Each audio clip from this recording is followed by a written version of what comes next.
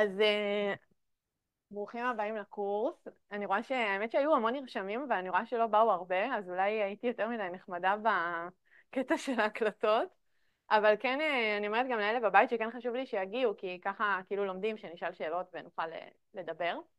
אז הקורס מועבר בפעם השנייה, זה קורס חדש, העברתי אותו גם שנה שעברה, אני למעשה בניתי את הקורס.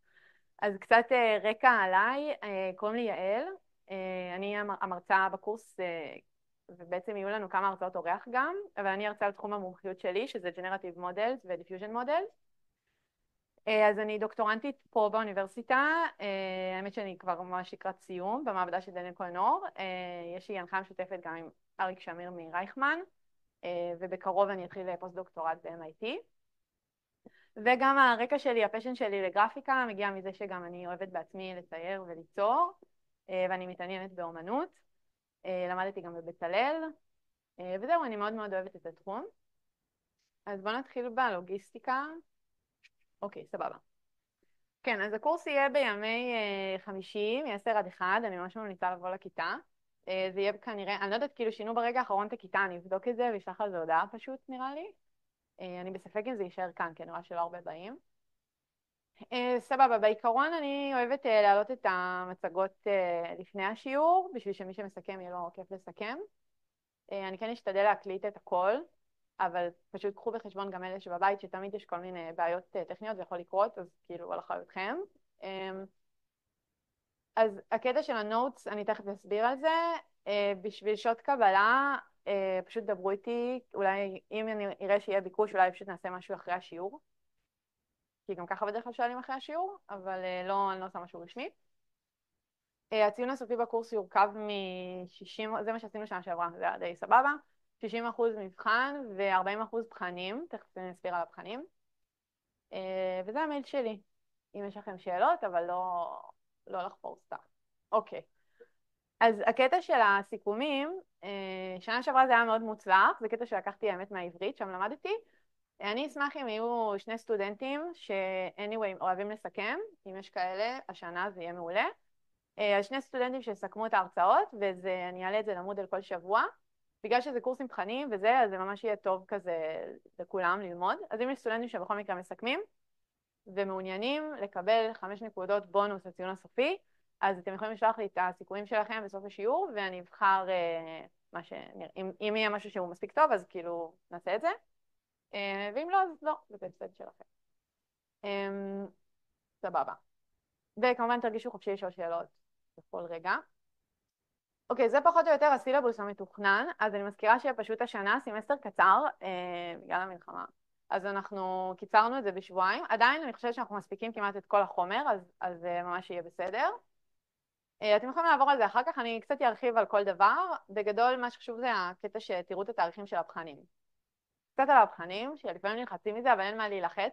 אז זה התאריכים, יהיו לנו שני בחנים בתאריכים האלה, נוכחות חובה, כי זה קורס כמעט בלי דרישות, אז כאילו חייב לכל הבחנים. הבחנים ממש קצרים, זה כאילו 30 דקות. אגב, ממש חשוב, כל מי שיש לו התאמות מסוימות, תשלחו לי בבקשה בהקדם האפשרי, כי אחרת פשוט לא תקבלו אותם, אז תהיו אחראים. בעיקרון הבחנים הם ממש קלים, אני אעלה דוגמאות גם משנה שעברה. הבחנים זה נטו פשוט שתהיו איתי בקורס, שיהיה לכם מוטיבציה מסוימת להקשיב וללמוד, וזה גם יעזור לכם להתכונן למבחן, וגם, אתם יודעים, בסוף המטרה שלנו ללמוד, אז כאילו, אז זה חשוב.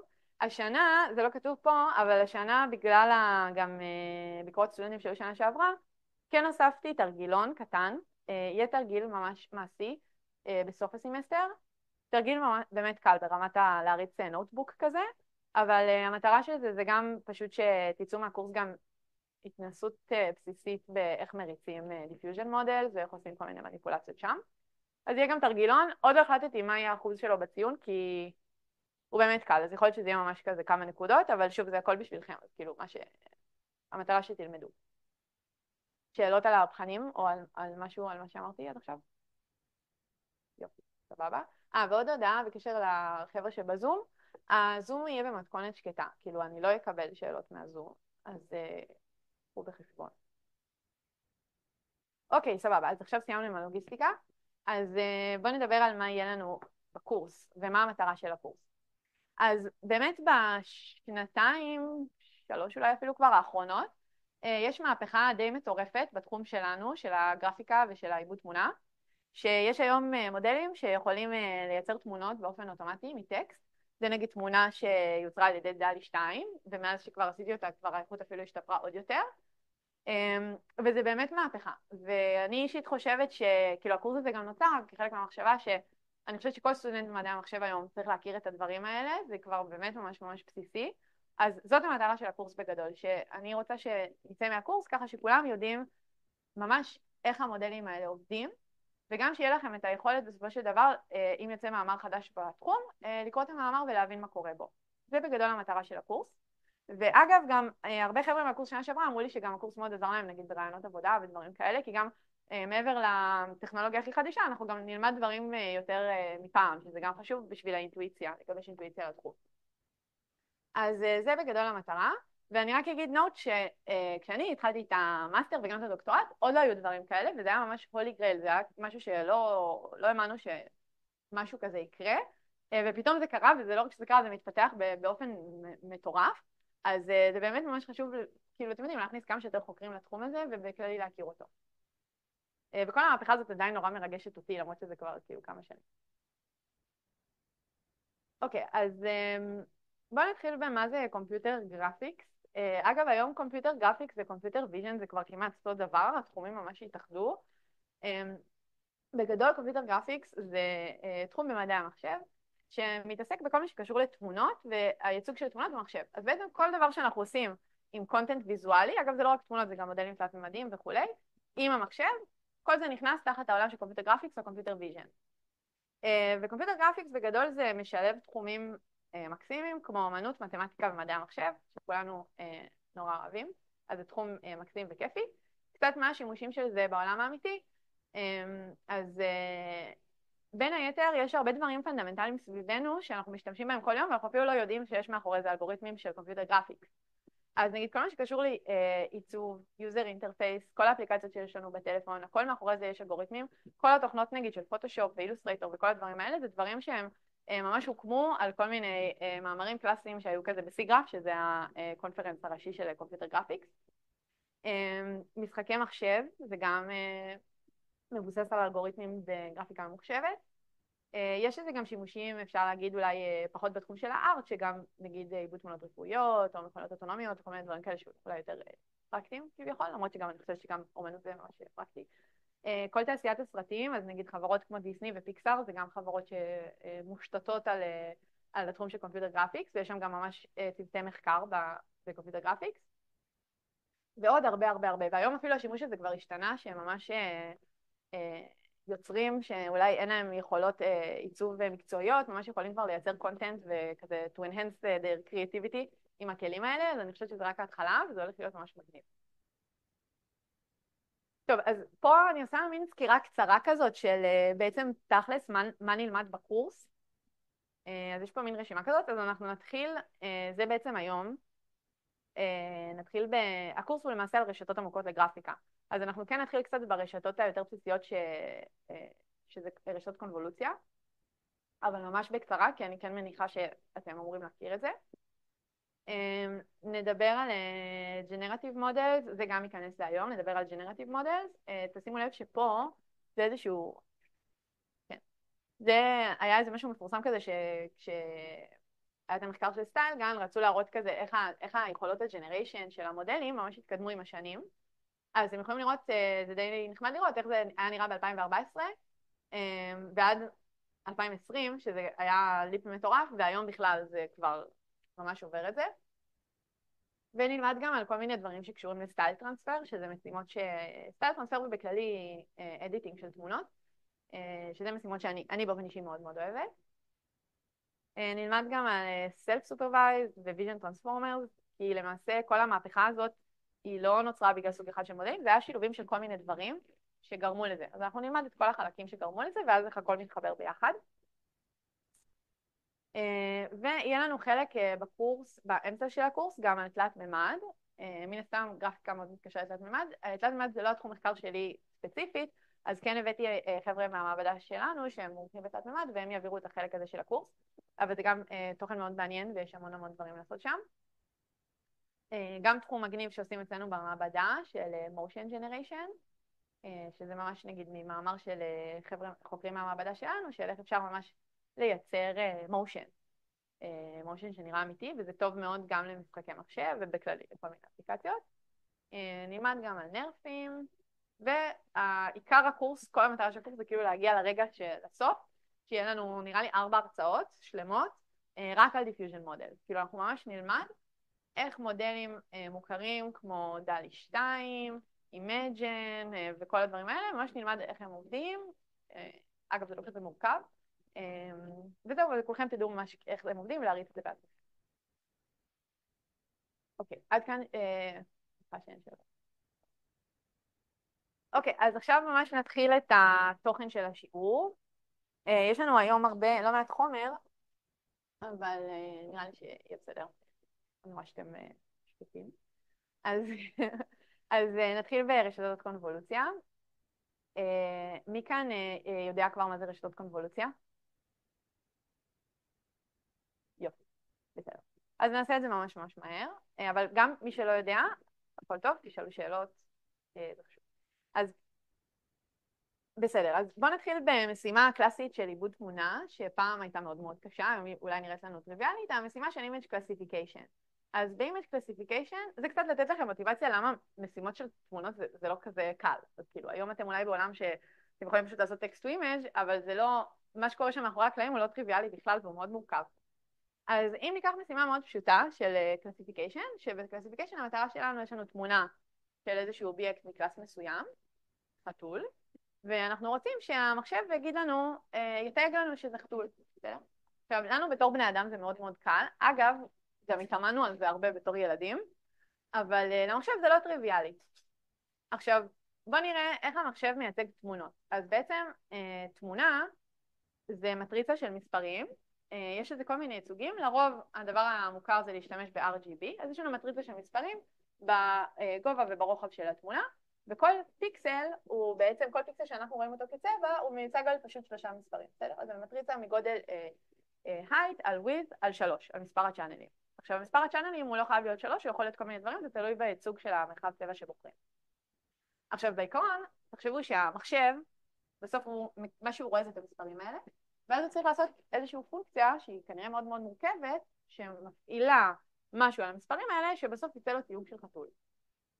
שזה לא משימה טריוויאלית. עכשיו, קצת אינטואיציה, גם למה זה לא טריוויאלי, נגיד לצורך העניין, בסדר, אם כל החתולים נגיד נראים ככה, ועומדים בדיוק בפוזה מסוים הזה, אז יכול להיות שאנחנו כן יכולים ממש מהמספרים להסיק למה זה חתול, אבל אנחנו בגדול דורשים מהאלגוריתם שלנו משהו ממש מורכב, כמו לדעת לזהות חתול בכל מיני conditions מורכבים. נגיד, היינו רוצים שהאלגוריתם ידע לזהות חתול תחת תאורות שונות, לנו בתור בני אדם זה ממש ממש קל, אבל תחשבו שברגע ששינינו את התאורה, המטריצת מספרים שהמחשב רואה היא שונה לגמרי. אז למה שהוא יחשוב שזה חתול ולא כיסא. גם יש לנו כל מיני challenges כמו רקעים שונים, נגיד פה זה באמת ממש משנה את הדיסטריביושן של הפיקסלים, כאילו פתאום כל הפיקסלים לבנים, או כל הפיקסלים ירוקים, אז זה ממש לא טריוויאלי. עוד כל מיני דוגמאות כמו נגיד הסתרות, שנגיד כולנו יכולים להבין ששם מתחת לשפה יש חתול, אבל מאיפה יהיה לנו מודל מספיק חכם שיבין שזה ממש. וגם deformations, שנגיד היינו רוצים לדעת לזהות את החתול שלנו, מכל מיני זוויות וכו'. אז בכללי כל הפואנטה של זה להדגים שהמשימה שנראית לנו כל כך פשוטה, של לתייג תמונה כחתול, היא לא פשוטה בכלל. סבבה.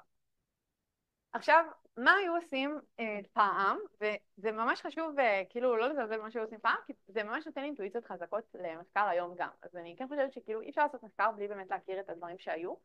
אז מה שהיו עושים פעם, היו אומרים בואו נמצא פיצ'רים מעניינים, נחלץ איזה שהם פיצ'רים, תכונות של התמונה, ואז ננסה עליהם למצוא איזשהו נגיד דפוס מסוים, וככה לעשות את החישוב שלנו. בסדר?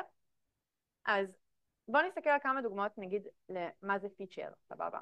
אז אם נחשוב נגיד סתם בתור בני אדם, מה זה פיצ'ר? אני יכולה להגיד שנגיד לצפרדע הזאת יש עין אדומה, יש לה גוף ירוק, והיא יושבת על עלה, אוקיי? ואז נגיד בהינתן תמונה חדשה, אני יכולה לבדוק אם יש לה עין אדומה ויש לה גוף ירוק ויושבת על עלה, אז סביר להניח שזה צפרדע, אוקיי?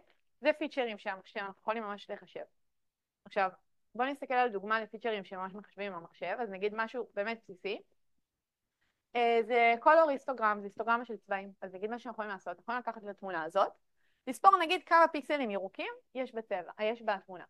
ואז יש לנו מה שנקרא היסטוגרמה, וזה יכול להיות ממש וקטור של פיצ'רים, אוקיי? כל כניסה זה נגיד צבע אדום, 50 פיקסלים, צבע ירוק, 100 פיקסלים. זה נקרא פיצ'ר דסקריפטור. פיצ'ר דסקריפטור לגיטימי, אבל לא כל כך מתוחכם.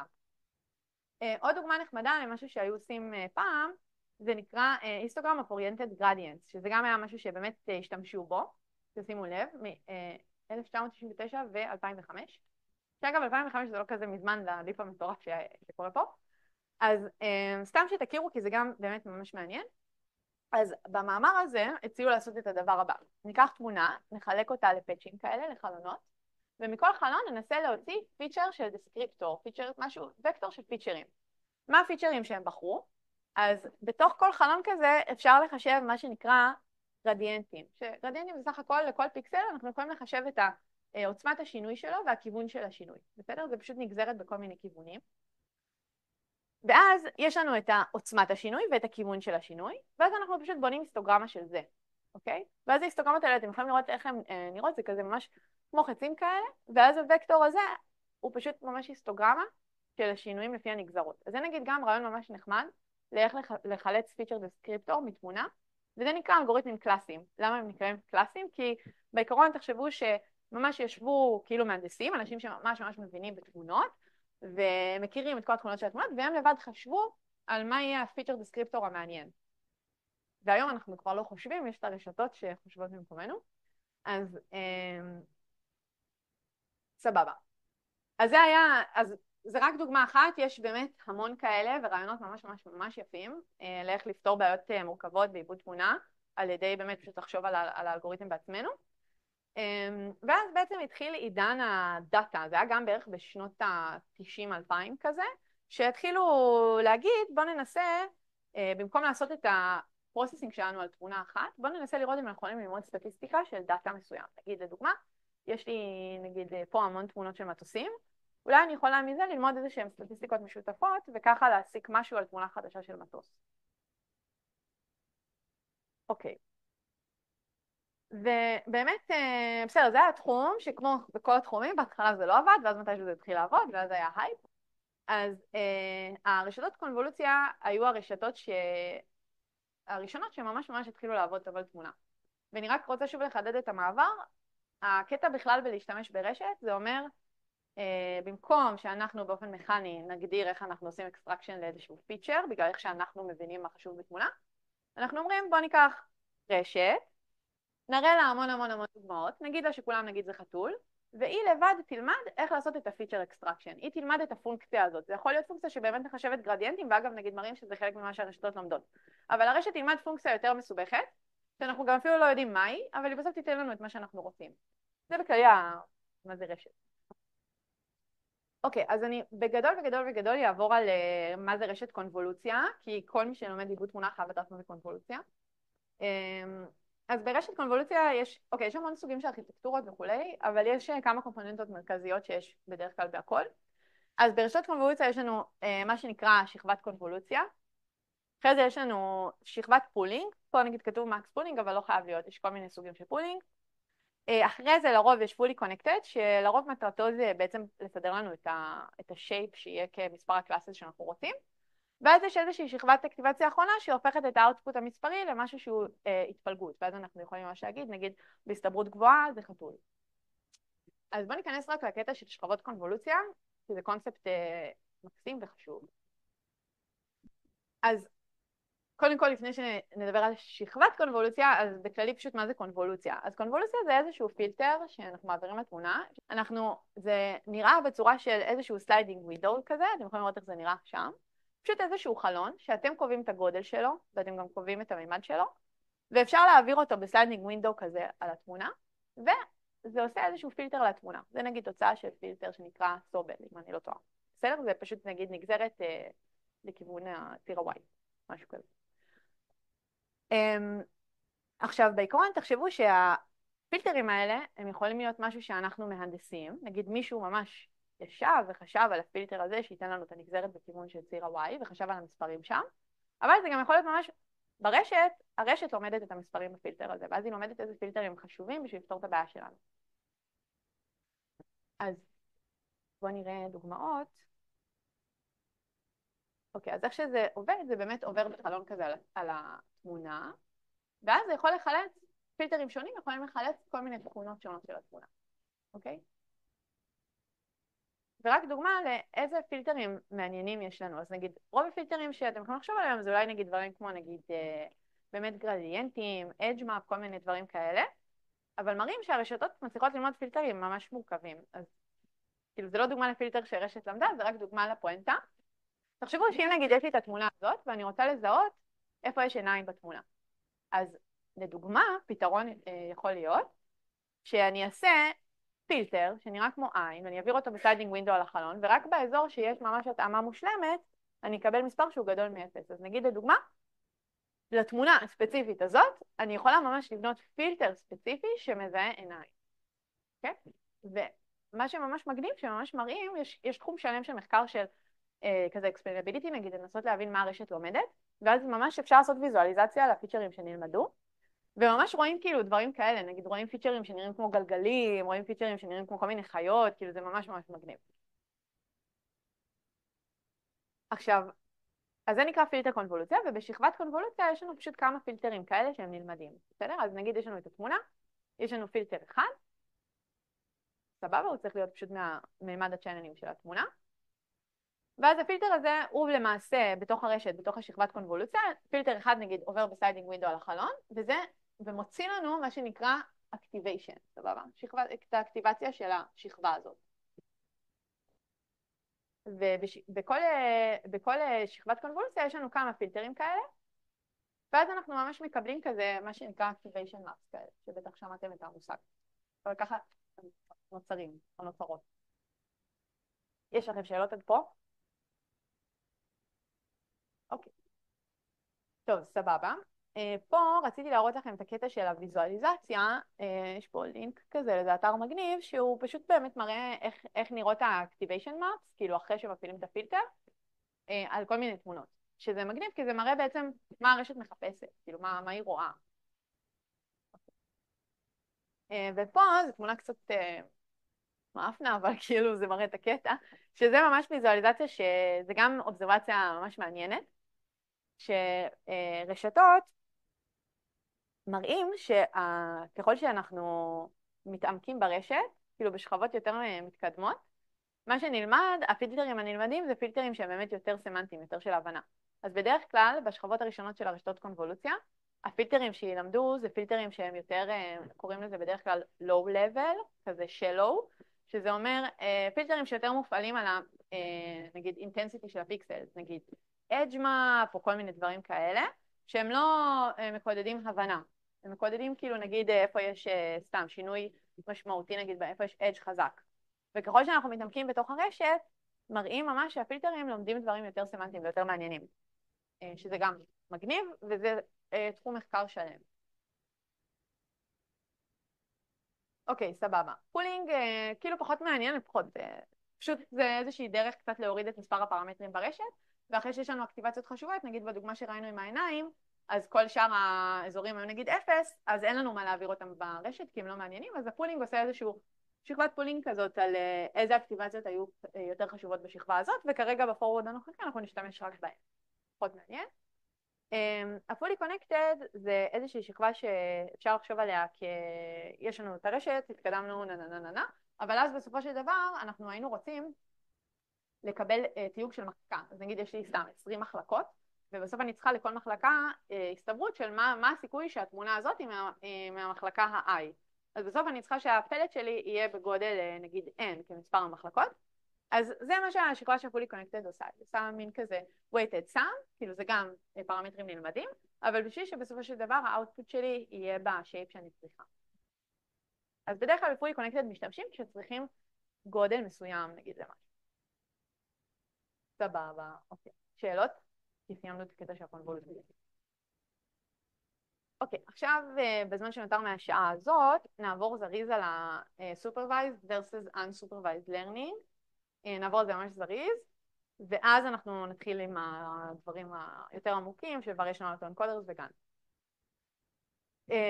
אוקיי, אז Supervised Learning בהקשר של תמונות, אבל גם בכללי זה אותו דבר. אז ב-Supervised Learning יש לנו בדרך כלל דאטה מתויג, זאת אומרת הדאטה הוא מגיע עם זוגות, נגיד XY, X זה נגיד במקרה של קלסיפיקציה זה נגיד התמונה, ו-Y זה הלייבל, אוקיי? והמטרה שלנו בסטינגס הזה זה ללמוד איזושהי פונקציית מיפוי שמעבירה לנו מ-X ל-Y, סבבה? נגיד הפונקציה מקבלת את החתול, והיא מוציאה לנו תיוג של cat.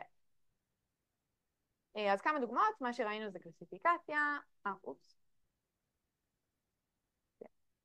קלסיפיקציה, נגיד סמנטיק סגמנטיישן, גם בשביל זה צריך לייבלים.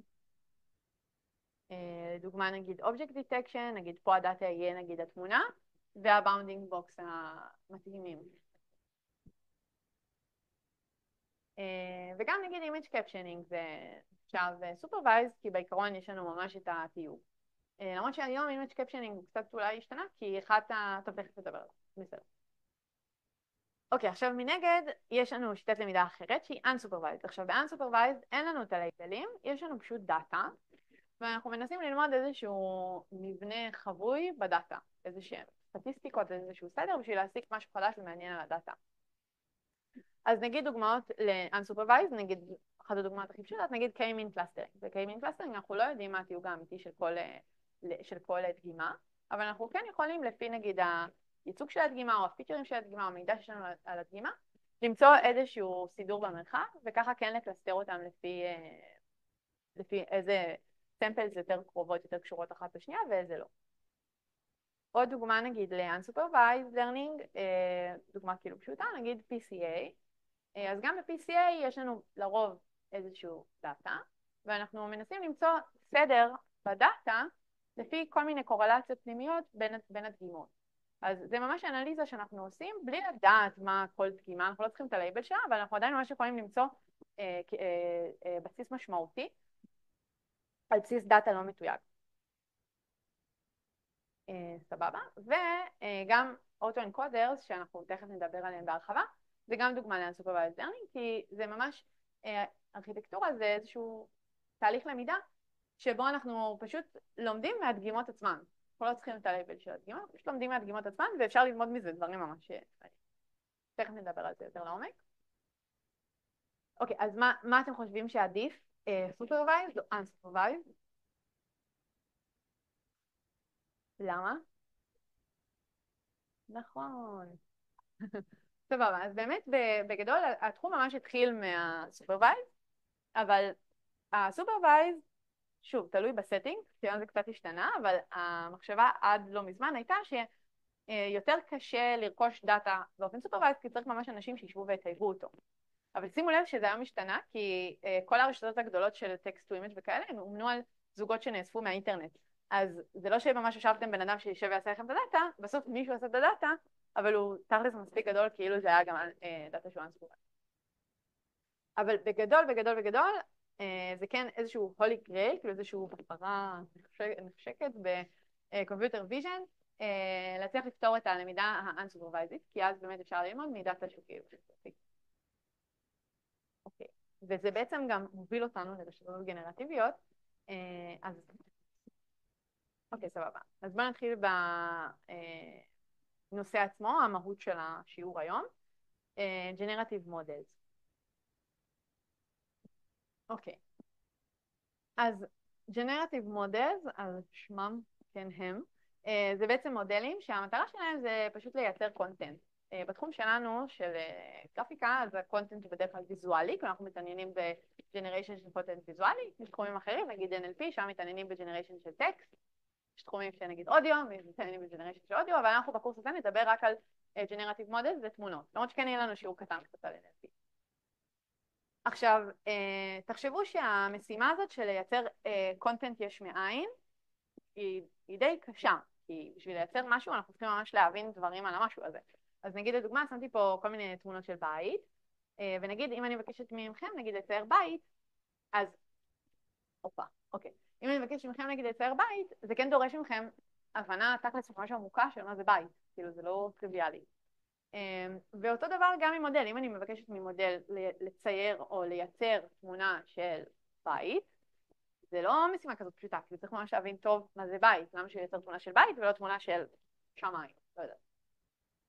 אז זה באמת משימה מאוד קשה ופונדמנטלית בקומפיוטר גרפיקס, שעברה טרנספורמציה מטורפת בשנתיים האחרונות, ואפשר לראות איזה כוח מדהים זה נתן לנו, שזה הצליח לעבוד. אז אוקיי, כאן הייתה שקופית של למה ג'נרטיב מודל זה חשוב, אבל נראה לי באמת היום בפרספקטיבת הזמן, כאילו שכולם כל כך משתמשים בזה בטירוף, זה קצת מצחיק להסביר למה זה חשוב, כי זה באמת, ברגע שזה עובד טוב, אנשים פשוט התחילו באופן טבעי להשתמש בזה כמעט לכל דבר.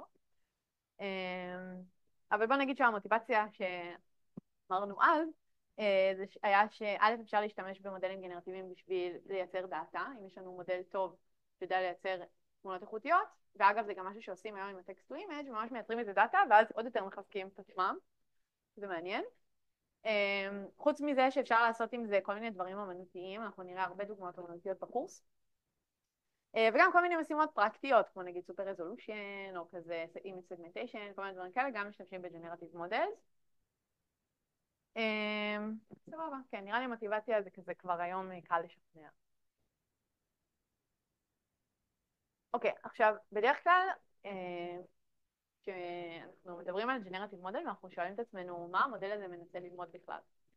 אז מה שהשפה שבדרך כלל משתמשים, שגם אני אשמח אם אתם תשתמשו בה, שמודלים גנרטיביים הם בעצם מנסים לשערך את ההתפלגות של הדאטה, אוקיי? בסופו של דבר, דאטה זה סט של דגימות סופי, תוך התפלגות מסוימת, והמטרה של המודל זה לנסות לשערך את ההתפלגות האמיתית מתוך ההצצה הזאת שהוא מקבל, מתוך הסט דגימות, בסדר? וזה אגב גם ההבנה, ההסתכלות הזאת על מודלים גנרטיביים היא נותנת הרבה פעמים אינטואיציה על למה דברים לא עובדים, כי נגיד הרבה אנשים נגיד לפעמים אני רואה לוקחים מודל שאומן למטרה מסוימת ואז הם מנסים נגיד להפעיל אותו על תמונה לא קשורה, כאילו לא יודעת, נגיד תמונה של סתם של סקייץ', אוקיי? אבל המודל הוא אומן על תמונות אמיתיות, אז למה שהוא ידע להתמודד עם התמונה הזאת? כאילו, אם מתחילים לגבש את האינטואיציה לאיך המודלים מתאמנים, אז יהיה לנו גם יותר קל בהמשך, כשאם נרצה לחקור משהו, להבין למה דברים לא עובדים. עכשיו, מה זה אומר ללמוד את ההתפלגות? אז בגדול, כשאנחנו מדברים על תמונות נגיד, ההתפלגות שלנו היא על מרחב הפיקסלים, כי תמונות חיות בעולם של הפיקסלים, אז תחשבו שבסופו של דבר, אם יש לנו נגיד, סתם, העולם שלנו זה תמונות בגודל 64 על 64 על 3, אז יש לנו אפשרויות מסוימות לסדר את הצבעים של הפיקסלים במרחב הזה, נכון? זאת אומרת, יש לנו את כל הדומיין שלנו של הדגימה, ואם נגיד אני רוצה ללמוד את ההתפלגות מתוך המרחב הזה של תמונות של חתולים, אז למעשה מה שאני רוצה ללמוד זה את הסידור של הערכים של הפיקסלים בתוך הדומיין. סבבה? אז בסופו של דבר אנחנו פשוט היינו רוצים, כשאנחנו לומדים על תמונות, מה זה אומר ללמוד את ההתפלגות של התמונות? זה אומר שאנחנו סך הכל רוצים ללמוד את הסטטיסטיקה של הסידור של הצבעים בתמונה, אוקיי? אז נגיד סתם לדוגמה, היינו רוצים, נגיד מודל גנרטיבי, אם הוא היה יודע את ההתפלגות של איך צבעים, איך פיקסלים של תמונות של חתולים בדרך כלל מסודרים, אז מה שהיה אפשר לעשות, היה אפשר פשוט נגיד, לעשות פשוט לופ שדוגם, דוגם צבעים רנדומליים של פיקסלים, מכניס את זה לפונקציה הזאת שיודעת להגיד לי מה ההסתברות שזה חתול, אם הייתי יודעת את ההתפלגות, נכון? הייתי פשוט יכולה, בהינתן X, אני יכולה להגיד מה ההסתברות לקבל אותו. עד שאני מגיעה לדגימה שהיא, נגיד עם הסתברות סתם, 0.8, ואז אני אומרת, הנה, יצרתי חתול. בסדר? אז נגיד, אם באמת הייתה לנו את ההתפלגות, אז זה היה טוב. עכשיו, בעיקרון, כמו שאנחנו יודעים, בעיקרון אי אפשר ללמוד ממש את ההתפלגות, כי בשביל זה אנחנו נצטרך אינסוף תמונות, אז מה שעושים, מנסים ללמוד איזשהו שיערוך, ובפרקטיס, בדרך כלל, הפונקציה שננסה ללמוד, זה פונקציה שיודעת להעביר לנו דגימות מהתפלגות ידועה, שבדרך כלל תמיד ההתפלגות האהובה לנו התפלגות נורמלית, להתפלגות של הדאטה. זה מה שבדרך כלל מנסים ללמוד כשאומרים שאנחנו רוצים ללמוד את ההתפלגות. בסדר? אמרנו שיש לנו בגדול שתי מחלקות, כאילו אני לא אוהבת תמיד את השקופית הזאת, כי אני חושבת שהיא אוקיי. אז פשוט בואו נעבור ישר ל-Variation Autoencoder. אז לפני שנדבר על Variation Autoencoder, אז בואו נדבר שנייה על Autoencoders. בטח רובכם פה מכירים את הקונספט, אבל בכל מקרה שיהיה לנו בסיס משותף של שיחה. אז באוטו-אנקודר זה יושב תחת הכותרת של Unsupervised, מהדוגמאות שראינו קודם, וזה בגדול שיטה ללמוד מרחב פיצ'רים משמעותי, כאשר הסופרוויז'ן בא ממש מהדגימות עצמן, אוקיי? אין לנו ממש לייבלים. אז זה עובד ככה, בגדול, האוטו-אנקודר זה, יש לנו שתי רשתות, אנקודר ודיקודר, כאשר האנקודר הוא מקבל את התמונה, הוא אמור ללמוד לקודד אותה למה שנקרא מרחב לטנטי. בגדול הוא רוצה לקודד אותה לאיזשהו ייצוג יותר קומפקטי, בשביל שהוא יהיה יותר קומפקטי הוא צריך להיות מממד יותר נמוך מממד התמונה. Okay? אם נגיד הממד של התמונה, אז האנקודר יכול פשוט ללמוד לעשות אידנטיטי והוא לא צריך ללמוד שום דבר. אבל ברגע שאנחנו מכריחים אותו לפלוט איזשהו ייצוג שהוא מממד יותר נמוך, ייצוג יותר קומפקטי, אז זה מכריח אותו ללמוד מהם הדברים החשובים בתמונה. ואז הדיקודר הוא מקבל את הייצוג היותר קומפקטי הזה, והוא אמור ללמוד לשחזר את התמונה. אוקיי? עכשיו נגיד דוגמה ממש מוכרת, אוקיי, יש למישהו נגיד רעיון לדוגמה ממש מוכרת לאיך נגיד עושים את זה בלי רשת, כאילו נגיד דברים, באיזה תחומים עושים את זה נגיד ממש ביוריסטיקה כזאת. נכון, רק נכנסת ואת... אז נכון, נגיד, סתם, נגיד האלגוריתם של JPEG, אין שם רשת או משהו, זה ממש פשוט אנשים ישבו, אגב זה גם דומה למה שראינו, כאילו ממש מחלקים את זה לריבועים ומוצאים כזה קומפרשן לכל ריבוע ואז שחזור. אז זה ממש קידוד למרחב לטנטי יותר קומפקטי, ואפשר לשחזר את התמונה כמעט לגמרי, כל מיני ארטפקטים, JPEG. אז אנחנו בעצם רוצים, אגב זה גם שיטה לקומפרשן בין היתר, אבל אנחנו ממש רוצים, משתמשים ברעיון הזה אנקודר דקודר די הרבה, אגב גם בדיפיוז'ן, היום גם הארכיטקטורה היא כאילו כזאת של אנקודר דקודר, כי זה רעיון ממש הגיוני ויפה, שאנחנו רוצים למצוא בסופו של דבר את המרחב הלטנטי הזה, שבמרחב הזה זה איזושהי המרה של הייצוג של התמונה, לייצוג שהוא יותר אינפורמטיבי ויותר מעניין, שבו יש איזשהו סידור של מה חשוב בתמונה. אז יכול להיות שנגיד, והמרחב הלטנטי, אפשר, לפעמים גם קוראים לזה נגיד הפיצ'רים של התמונה. כי זה, תחשבו שזה בדיוק הוקטור פיצ'רים הזה שראינו קודם, רק שלא אנחנו המצאנו מה יהיה בו, אלא הרשת כאילו מחליטה מה יהיה בו. זה יכול להיות שנגיד בכניסה הראשונה זה נגיד האם יש אוזניים או כל מיני דברים כאלה. זה בכל זאת כמו תחיסה קלאסית שלו? כן, ממש אפשר לעשות עם זה תחיסה, אבל עדיין משתמשים כאילו ב-JPEG. כאילו האלגוריתמים הרגילים של התחיסות עובדים ממש טוב. אבל כן, אחד משמעית אפשר לתפוס עם זה. כי תחשוב אגב, גם כן, אני מניחה שזה היה תחום כאילו יותר, פשוט זה די טור יחסית, אבל תחשוב שבאמת, נגיד לצורך תחיסה, ברגע שאתה שומר בצד את האנקודר והדיקודר, אז אתה יכול ממש לשמור את הדאטה שלך בממד הרבה יותר נמוך, וככה כאילו נגיד לשלוח את התמונה ואז לקודד אותה. אז כן, גם הם משתמשים בזה. למרות שבדברים האלה, ברגע שאתה קובע סטנדרט, אז כזה פשוט... אוקיי, סבבה. אז הקונספט הזה, המונח latent space, זה משהו שאנחנו נשמע מלא בקורס, וכשאומרים latent space זה פשוט באמת הייצוג החבוי שהרשת לומדת, כשהיא לומדת איזושהי משימה, אוקיי? עכשיו, בדרך כלל הלוס שלנו יהיה איזשהו לוס של ריקונסטרקשן, אז נגיד סתם דוגמה ממש פשוטה, יכול להיות נגיד L2, L1, ויש גם לוסים יותר מורכבים ומעניינים שאנחנו נראה במהלך הקורס. אוקיי, עכשיו יש לי שאלה אליכם, רק למי שלא שמע כבר את ההרצאה הזאת, איך אתם חושבים, האם אפשר להשתמש ברעיון הזה של האוטו-אנקודר בשביל לג'נרט תמונה? יש לכם רעיון איך אפשר לעשות את זה? נכון, יפה. אז הרעיון הוא, בואו פשוט נאמן את זה, נעיף את האנקודר, רגע, נעיף את האנקודר, ואז אנחנו יכולים כביכול לייצר תמונה. עכשיו שאלה, האם זה באמת יעבוד? כאילו, אתם רואים איזושהי בעייתיות מסוימת ברעיון? מה?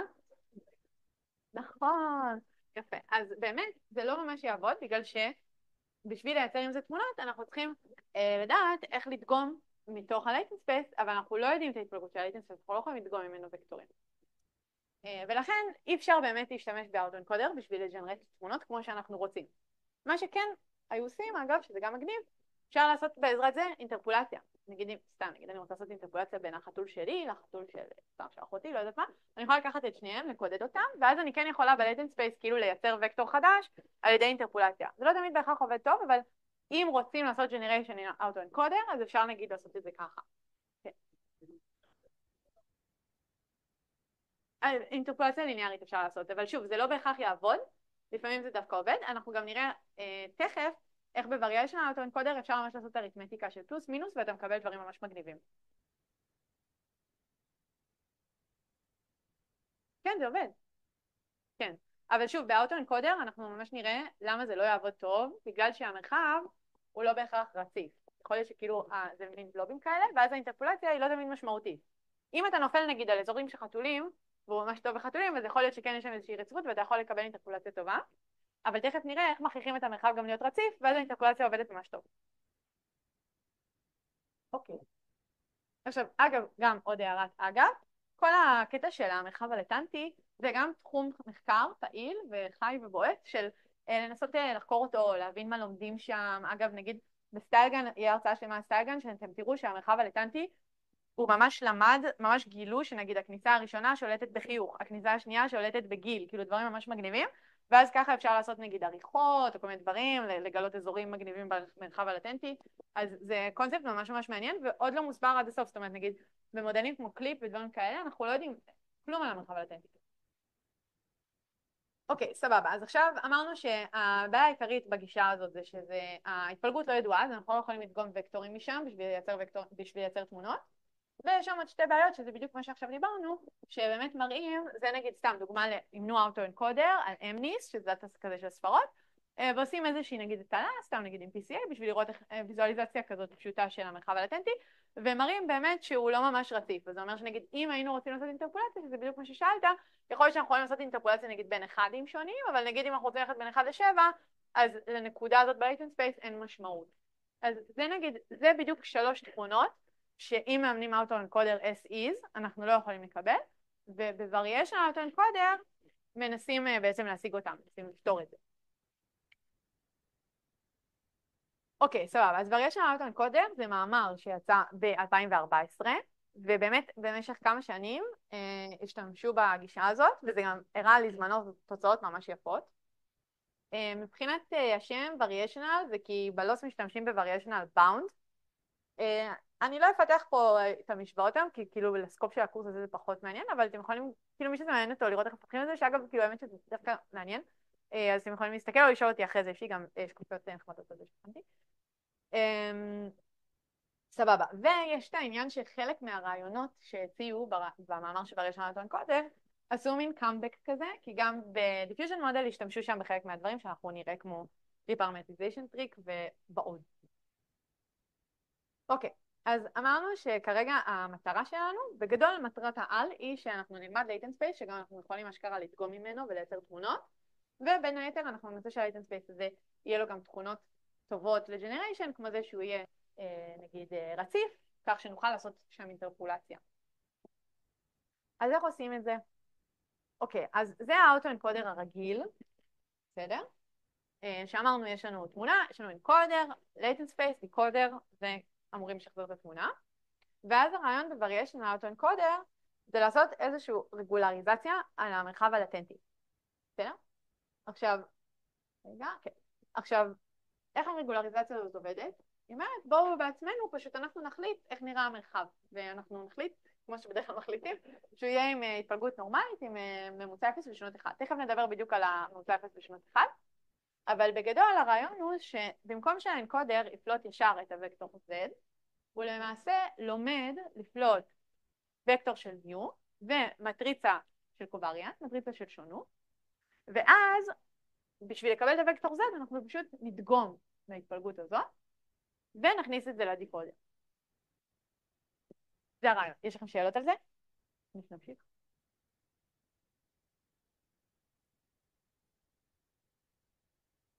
אז את מגדירה, יש לך את ה-U ויש לך את ה-STD, ואז את פשוט מגדירה התפלגות נורמלית עם ממוצע mu ו-STD, ואז את יכולה פשוט לדגום מזה, כאילו, אוטומטי. ואת מקבלת וקטור.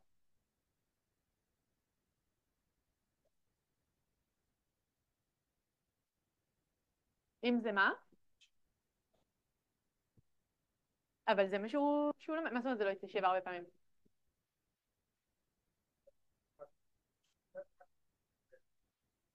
נכון, אז הוא...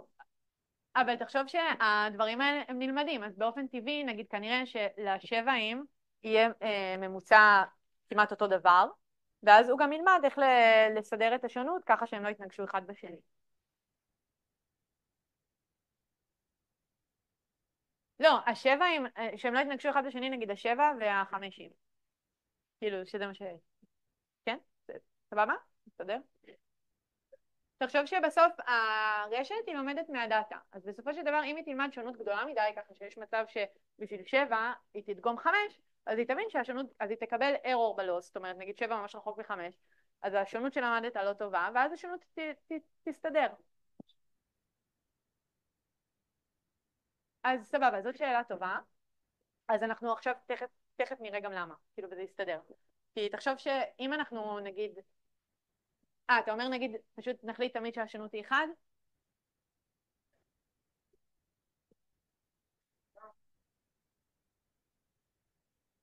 ולא ישר לעבור לפה, כי אז זה בדיוק הרעיון שאנחנו היינו רוצים, בסופו של דבר אנחנו נכריח את הממוצע הזה להיות ממוצע 0 ואת השונות הזאת להיות שונות 1, אנחנו יהיה לנו ממש רגולריזיישן כזה, וכל המטרה שלנו בשינוי הזה מלדגום ישר מישר לחזות את הוקטור, זה שאנחנו רוצים לדעת מה ההתפלגות פה במרחב הלטנטי, בשביל שנוכל אחרי זה לדגום ממנה ולהכניס את זה לדיקודר, כאילו לג'נריישן. אולי תכף זה גם יסתדר לך יותר.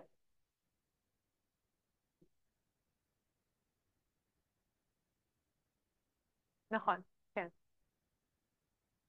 כן, כאילו זה בעיקרון זה לא אני, זה הרשת. בעיקרון הרשת נגיד צריכה ללמוד, סתם לדוגמה, נגיד אם יש וריאביליות גדולה בין הארבע, נגיד אולי יש כזה כמה ארבע שהם ככה וארבע שהם ככה, אז אולי השונות של הארבע תהיה יותר גדולה, אבל אם נגיד כל האחדים נראים אותו דבר, אז באופן טבעי השונות של האחדים תהיה יותר קטנה. כאילו זה גם קצת מסתדר עם הוויזואליזציה שראינו קודם, של איך אם אתה לומד נגיד רק אוטו-אנקודר רגיל, אתה יכול לראות איך במרחב הלטנטי זה מסתדר נגיד הקלאסטרים של המספרים, ואז אתה כן יכול לראות שיש נגיד מחלקות נגיד שיכול להיות שבאחד יש באמת, או נגיד בארבע יש שונות גדולה. זה כאילו זה הגיוני. אגב, גם הערת אגב, אולי זה גם יעזור לך לסדר את המחשבות, שהרעיון להשתמש בהתפלגות נורמלית ככה, זה גם בא מאיזשהו הבנה מתמטית, כאילו עיקרון מתמטי, שכל התפלגות אפשר בעצם לייצג כסכום סכום ממושקל של התפלגויות נורמליות עם ממוצעים יויים ושונויות SPDיים. אז זאת אומרת הרעיון הזה ללמוד מין בלובים כאלה במרחב, יש לו גם הצדקה מתמטית, כאילו זה לא כזה רנדומלי. אוקיי, עכשיו בואו נסכם רק את כאילו סיכום ביניים, כי התחלנו את ה-VAE, של מה עד פה, מה ההבדלים שאנחנו מבינים בין אוטו-אנקודר ל-Variational אוטו-אנקודר. אז באוטו-אנקודר יש לנו, זה נקרא one-to-one mapping, כאילו כל תמונה שאנחנו מכניסים לאנקודר, היא ממופה לוקטור אחד ויחיד ב-latent space, ואותו דבר כאילו, ומשתחוורת, בסדר?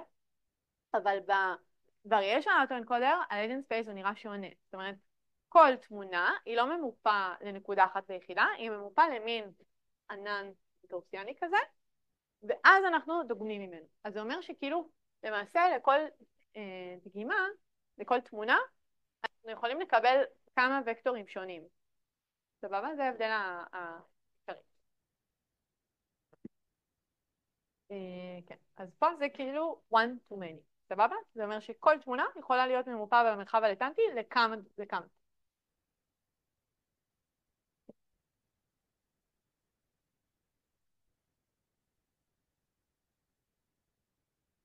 נכון, אנחנו נקבל משהו בסביבה, וזה גם אחד הגורם לבעיות ברעיון הזה שאנחנו תכף נראה, שזה יותר בעיות של טשטוש. עוד שאלות? אוקיי. אז עכשיו עדיין יש את הרעיון שאגב, עדיין אנחנו לא יודעים מה סוג ההתפלגות, אבל אנחנו עדיין, אין לנו ממש גישה לפרמטרים ניו וסיגמה, אז אנחנו עדיין לא יכולים לדגום מזה. ומעבר לזה, אנחנו גם לא יכולים, המרחב הוא עדיין לא בהכרח רציף. המרחב כרגע הוא נראה משהו כזה. אתם לא רואים את העכבר שלי, אבל אני פה. המרחב כרגע הוא נראה כמו מין גלובים כאלה, אבל בעיקרון מה שהיינו רוצים זה שהבלובים האלה היו מרוכזים להתפלגות אחת, שהיא התפלגות נורמלית עם ממוצע 0 ושונות 1. אז עכשיו בואו נראה איך עושים את זה. אוקיי. אז סבבה, אז עכשיו המטרה שלנו זה איך אנחנו בעצם מכריחים את ההתפלגות הנלמדת להיות גם התפלגות נורמלית עם ממוצע 0 ושונות 1. אז בואו נסתכל, זה גם אולי קצת יסבר את השאלות שהיו פה קודם. בואו נסתכל על הפריימוורק הזה בהגדרות של הסתברות, סבבה? אז בעצם שני המיו וסיגמה האלה הם מגדירים לנו את P של Z, שאנחנו החלטנו שהיא הולכת להיות נורמלית עם ממוצע מיו ושונות סיגמה. עכשיו האנקודר הוא בעצם מנסה ללמוד, אם אנחנו קוראים לדגימות שלנו X, האנקודר, ההתפלגות שהוא מנסה ללמוד זה התפלגות של P של Z בהינתן X. נכון? הגיוני. והדיקודר הוא מנסה ללמוד את P של X בהינתן Z. בסדר? עכשיו הדיקודר זה גם מה שאז אמרתי, זה כאילו זה בעצם הג'נרייטור שלנו, כאילו זה מה שניקח אחר כך. אז ג'נרייטור שלנו למעשה הוא מנסה ללמוד את P של X בהינתן Z. עכשיו בואו נסתכל רגע על עכשיו, אולי בטח חלקכם שמעתם את המושגים, אז בדרך כלל לאנקודר קוראים הפוסטריור, ולדיקודר קוראים הלייקליוד. ויש גם כל מיני מודלים גנרטיביים, אגב עד היום כאילו, של מקסימום לייקליוד, שזה ממש ככה, הם פשוט רוצים, כשאומרים מקסימום לייקליוד, זה ממש מתחבר לזה שפשוט רוצים למקסם את ההסתברות של P של X בהינתן Z. עכשיו, אם אנחנו נסתכל רגע על האם היינו רוצים, שזה גם מתקשר למה ששאלתם קודם, נגיד אנחנו באמת היינו רוצים ממש לקבל ללמוד ממש את ההתפלגות של P של Z בהינתן X האמיתית. אז אם נפתח את זה לפי חוק בייס, אנחנו נראה שבמכנה אנחנו צריכים לעשות אינטגרל על כל המרחב Z. והמרחב הזה אנחנו מניחים שהוא רציף, ולכן זה נקרא intractable, כלומר אנחנו לא יכולים לעשות את זה, אז אנחנו לא באמת יכולים ללמוד את ההתפלגות האמיתית. ואז מה שעושים, שזה גם מה שמתקשר גם למה ששאלת, ככה זה הסימונים כי לא מוכרים. אז בדרך כלל כשאנחנו נראה, נגיד במאמרים, שיש רשת שאנחנו מאמנים בלה בלה בלה, אז בדרך כלל יקראו לה משהו כמו Q או גם P, לפעמים מחליפים את זה. פה זה פסייל, זה בדרך כלל נגיד גם תטא, של Z בהינתן X. וכל מה שהביטוי הזה אומר זה סך הכל שאנחנו לא רוצים ממש עכשיו ללמוד את P של Z בהינתן X, אנחנו רוצים ללמוד בעזרת הרשת פונקציה שמשערכת אותה. איזשהו אופטימיזציה כזאת.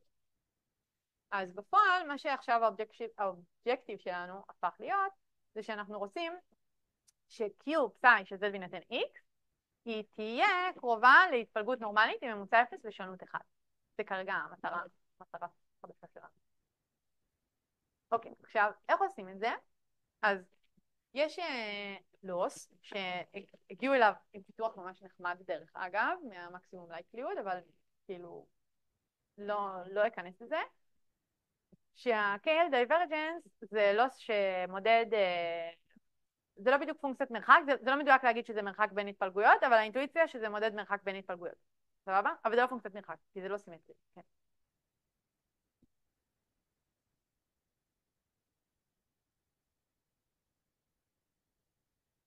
מה זה הנרמול? של הנורמל 0-1? בעיקרון הנרמול, אגב, גם יכול להיות שזה מתקשר, אבל כפי שאני רואה את זה, הממוצע 0 ושונות 1, זה גם פשוט בשביל שאנחנו נוכל בסופו של דבר לדגום מהמרחב הזה. כי אחרת, ברגע שאתה לומד פשוט את הממוצע והשונות, אז אתה עדיין לא יודע מה הם. וגם העניין שזה כן גם מה שאמרת, שאנחנו רוצים גם שהמרחב יהיה רציף. אז אנחנו כן רוצים, בסוף, אם אנחנו לא נכריח את זה, אז אנחנו נקבל באופן טבעי מין בלובים כאלה, כמו שראינו קודם. ואז המרחב הוא לא רציף, ואתה פחות יכול לעשות דברים נגיד כמו אינטרפולציות או... עכשיו גם בכללי אני אגיד שבדיוק כמו באוטו-אנקודר, כששמים constraints על המרחב הלטנטי, זה גם קצת מכריח אותו להיות יותר מסודר. אז נגיד תכונה מעניינת בלמה מכריחים שונות אחד, אז כאשר השונות אחד, המטריצת קובריאנס היא אלכסונית, וזה אומר שהוקטורים הם בלתי תלויים בבסיס. וזה גם משהו מאוד מעניין בדבר ראשון האוטו-אנקודר, שאנחנו גם נראה את זה שהקונסטריינט הזה ממש גרם לזה שהוקטורי בסיס שלומדים הם ממש עם משמעות, כאילו ממש בלתי תלויים, ואז כשאתה מזיז אחד, זה לא מפריע לאחרים. ואז נגיד, אתה יכול לקחת את אותו בן אדם, נגיד, להזיז אותו, סתם נגיד, שיסתכל ככה או ככה, ולא שינית את כל התכונות האחרות שלו. זה גם חלק מהמוטיבציה ללמה מחליקים את זה דווקא להיות כאילו עם שונות אחת, ושהם יהיו ביצועים וכאילו. אוקיי. טוב, אוקיי. אז עכשיו אמרנו שהמטרה שלנו זה שמה שאנחנו רוצים להכריח את האנקודר, שהוא ילמד שהווקטורים שהוא מוציא, ניו וסיגמה, יהיו בעצם ממוצע 0 ושונות 1. עכשיו, בשביל זה משתמשים במה שנקרא KL Divergence, זה פשוט loss function, שבדרך כלל מודדים את המרחק בין התפלגויות. שוב, note, זה לא מרחק, כי זה לא... היי.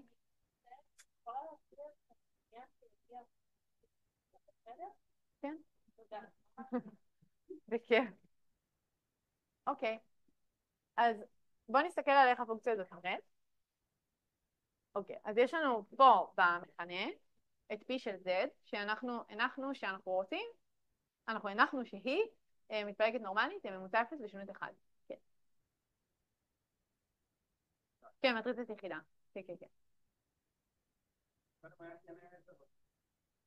שמה? נכון, זה, אתה צודק. זה טעות. אבל אני מתכוונת למטריצת יחידה.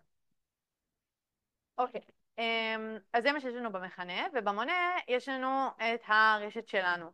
אוקיי? עכשיו, בואו נשים לב רגע מה הלוס הזה אומר. אז בעצם כשהמונה מתקרב למכנה, כל הביטוי הזה מתקרב ל-1, ולוג של 1 זה 0. אוקיי, עכשיו, סבבה. אז זה בעצם הלוס שמכריח אותנו שהאנקודר, זה הלוס שכאילו אחראי על האנקודר. סבבה? תשימו לב שהוא בכלל, טוב, רגע, בוא נעשה הפסקה מסודית.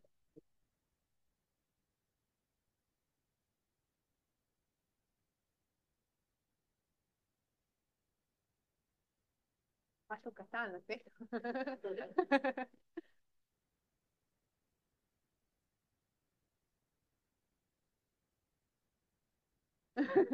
בקטנה.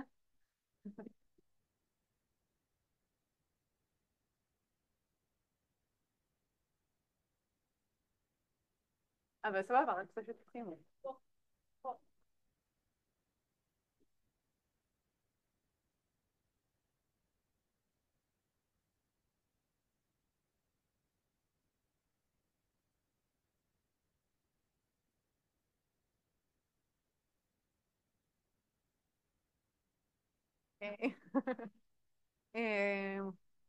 אוקיי.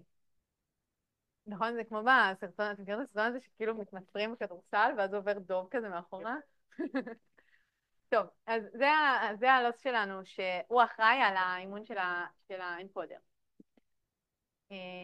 עכשיו, לא דיברנו על הדיקודר, אבל בגדול זה ממש פשוט. אז בסופו של דבר, יש לנו שני לוסים.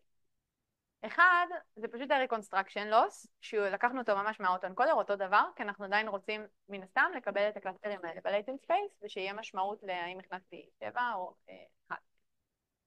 אז ה-reconstruction loss הוא בדרך כלל ממש L1 או L2 כזה, ואגב, בפיתוח של ה-elbow, אז אתם תראו שהוא מקסימום likelihood, אבל...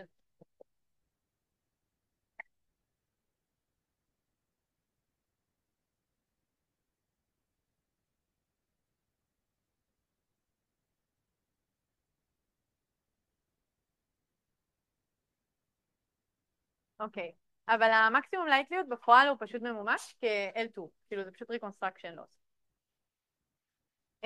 ובנוסף יש לנו את ה-KL Divergence Loss, שהוא מכריח את ההתפלגות נורמלית עם ממוצע 0 ושונות 1. ותמיד כשיש לנו כמה לוסים, אז יש שקולת ביניהם, ואז זה יוצר לנו טרייד-אוף ביניהם, אוקיי? של מה יותר חשוב, ה-reconstruction או ההפרחה של ההתפלגות הנורמלית. ואז הטרייד-אוף הזה הוא כאילו גם, זה כאילו מעצבן למי שמפתח, כי צריך לספר את הטרייד-אוף הטוב, אבל גם הוא מעניין לראות מה ההשפעה שלו. מה? לא, זה לא נלמד. נכון, אבל לפעמים עושים את זה נלמד, אבל זה לא נלמד פה. בדרך כלל החוקר פשוט מוצאת לבד ועושה הכל כאילו. אוקיי. אז בואו נסתכל על איך נראה הטרייד-אוף הזה, שזה גם נחמד. אז בעצם, אם היינו מאמנים רק עם ה-KL Divergence Loss, בלי ה-Reconstruction, אז הוויזואליזציה של ה-Latent Space הייתה נראית ככה, כאילו פשוט באמת היינו מקבלים ממש התפלגות נורמלית, יפה וכולי, אבל מן הסתם אנחנו איבדנו את העניין של הקסטרים ושל ההבנה בכלל של ההתפלגות של הדאטה, של ההתפלגות של הדאטה שלנו. ומצד שני, אם אנחנו מורידים את ה-KL Divergence Loss, אז אנחנו נשארים פשוט עם Reconstruction Loss, שזה פשוט ה-Autoencoder הרגיל.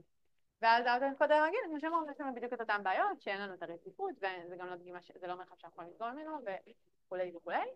ואז אם אנחנו משתמשים בשניהם ביחד, אז ממש רואים שקיבלנו מרחב יפה כזה. כאילו גם יש לנו את מה שרצינו, של ההתפלגות נורמלית עם ממוצע 0.1, וגם בתוך ההתפלגות הזאת אנחנו רואים ממש את הבלובים האלה של המחלקות.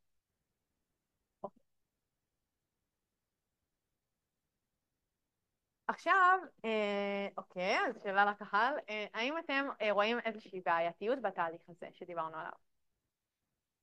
כן.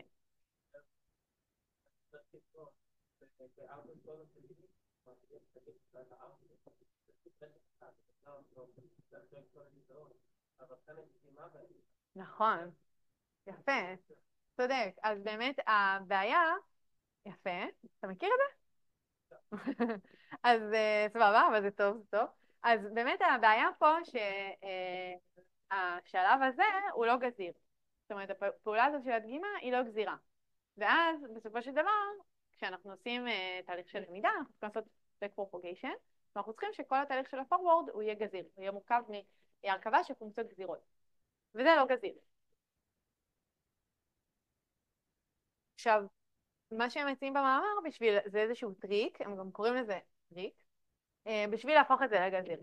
שזה כאילו טריק, אבל הוא בסוף מגניב ושימושי, ובדיפיוז'ן עושים אותו דבר. אז מה הם עושים בטריק הנחמד?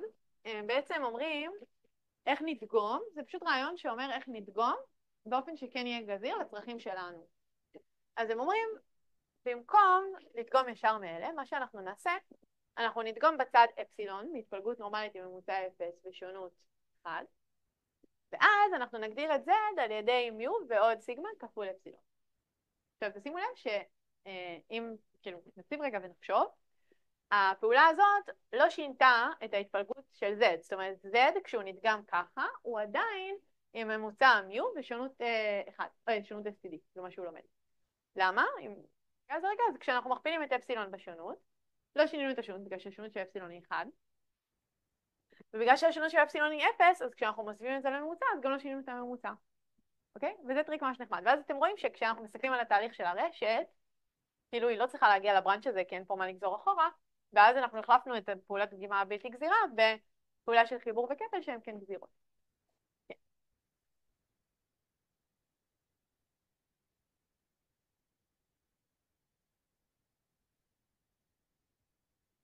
כן, כי בסוף אתה רוצה שהדבר הזה יהיה גזיר כפונקציה של מיו וסיגמה.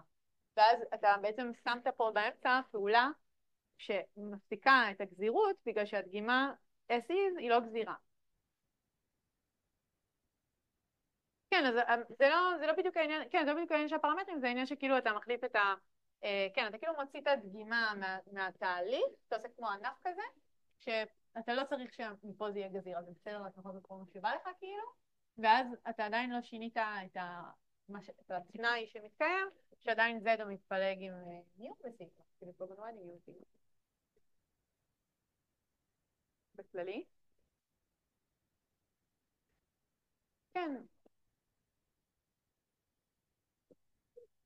נכון, אני גם חושבת שהמימוש האמיתי הוא לא ממש רחוק מזה, כאילו. כן. עוד שאלה מצוינת, כי שאלו אותי אותה שנה שעברה. אז תחשוב אינטואיטיבית, מה זה גזירות? זה שיש לנו נגיד פונקציה של y כפונקציה של x, סבבה? אז כשהפונקציה היא גזירה, זה אומר ששינוי קטן ב-x הוא גם גורר שינוי קטן ב-y. גם צריכה להיות רציפה, נכון? אז תחשוב שאם אנחנו רוצים את הפונקציה של הדגימה כפונקציה של מיו וסיגמה, אז שינוי קטן במיו ובסיגמה, הוא לא גורר שינוי קטן בנקודה שקיבלנו, זה ממש קופץ, כאילו נגיד אתה יכול לקבל... כן, בגלל שזה פשוט... דגימה היא by definition גם לא רציפה, אבל גם אפילו מעבר ללא רציפות, השינוי, הגדרה של הנגזרת זה שיש משהו יהיה גזיר, שינוי קטן בקלט, צריך לעשות שינוי קטן בפלט, ומן הסתם זה לא... יש לכם עוד שאלות על זה? כן.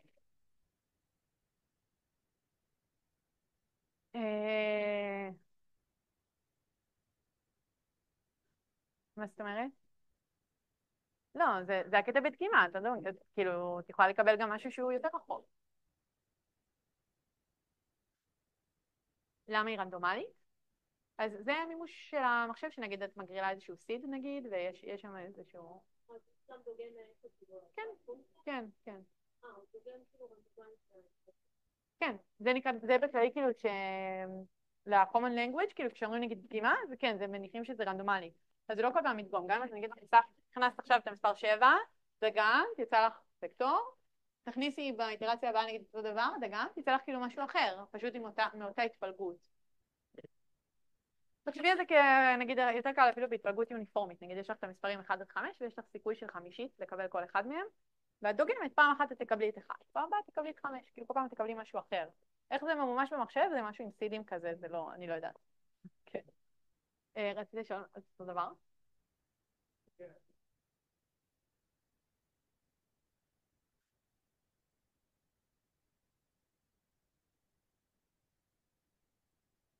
אין בעיה לגזור על פונקציה לא דטרמיניסטית בכלל.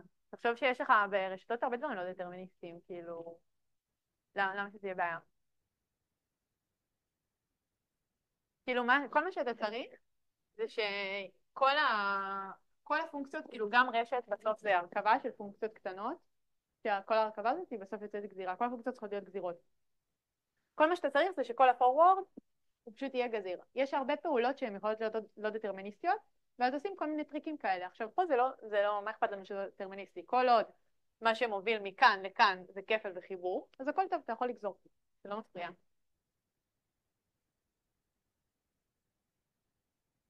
כן, אבל זה לא בעיה, כי אתה לא גוזר עליה, כאילו, אתה לא גוזר, לא אכפת לך מהפעולה הלא דטרמיניסטית, כאילו, אתה גוזר רק על הדברים שהם...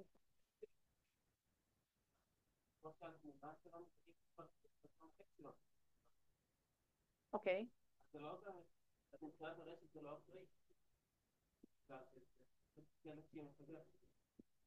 נכון, אבל אני אומרת בכללי, אתה רוצה שזה, מה שמעניין אותך זה שזה יהיה גזיר כפונקציה של מיו וסיגמה. אז זה לא משנה, אתה יכול גם סתם להגריל משהו, זה לא אכפת לך מזה, כאילו. בסדר?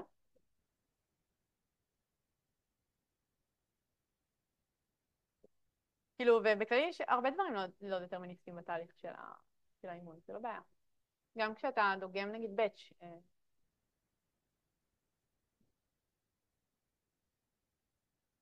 סבבה. טוב, אז רגע, אז יש עוד שאלות על זה? קול. טוב, אז פה יש דוגמאות לתוצאות.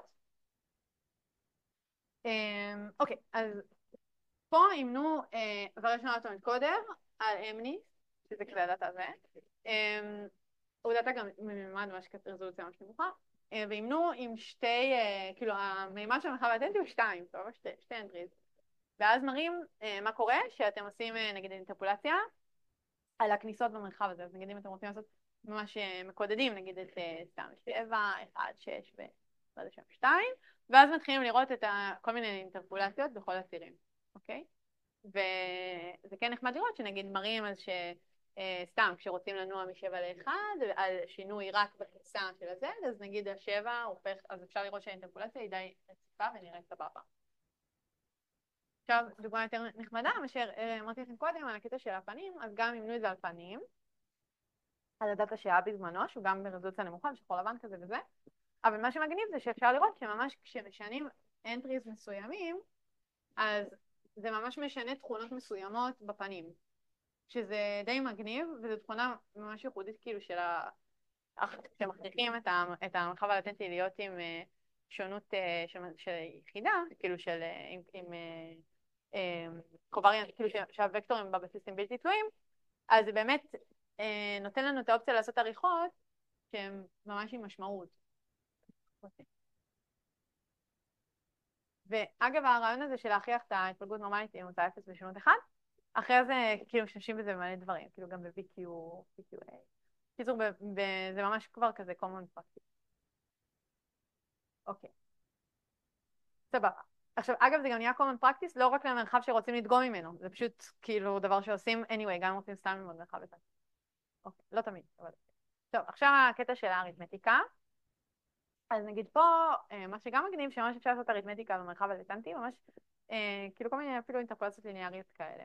אז נגיד, סתם לדוגמה, נגיד אם אני רוצה להוסיף נגיד למישהו משקפיים, סבבה? אז אני יכולה נגיד למצוא את הכיוון של מישהו עם משקפיים ומישהו בלי משקפיים, נגיד לחבר ביניהם, אני מוצא את הכיוון של הוספת משקפיים, ואז אני יכולה נגיד להוסיף את זה לקידוד של הבן אדם שלי.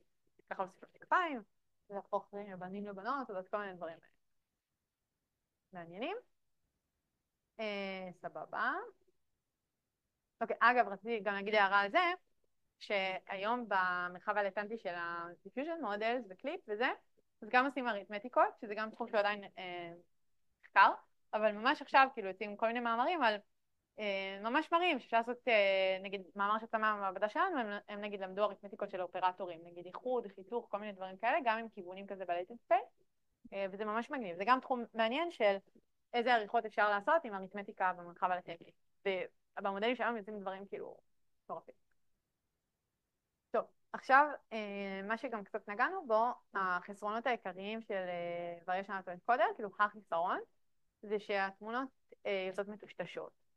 עכשיו, בעיקרון, זה בעיה שהיא קצת אינהרנטית בגישה. כי תחשבו שאנחנו לא ממש לומדים, כל הקטע הזה של ה-one to one או ה-one to many, אנחנו לא ממש לומדים קידוד אחד ויחיד לתמונה, אנחנו בעצם לומדים את הממוצע, ואז בגלל ש-L2 זה ה-reconstruction, אז שלנו ברמת העיקרון יכול גם להתמזר עם משהו שדי קרוב לתמונה מטושטשת, כאילו אין משהו שמכריח חדות, אז באמת באופן טבעי, זה גם מה שהטרייד-אוף הזה כאילו יותר, התמונות פשוט יוצאות מטושטשות. וזאת אחת הבעיות שהיו כאילו ממש בולטות ב-VAE, שלמעשה אני חושבת שדי בגלל זה הגנים כאילו ניצחו, כי בגנים אין בכלל את הבעיה של מטושטש, גם אינרנטית, אבל יש שם פשוט בעיות אחרות. אבל בגנים אנחנו לא נראה בעיות כאלה של טשטוש.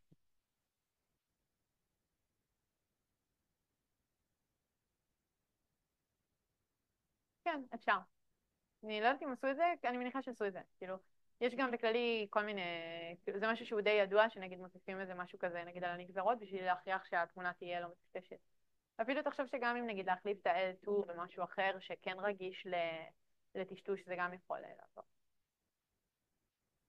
סבבה, אז בואו נסכם את VAE.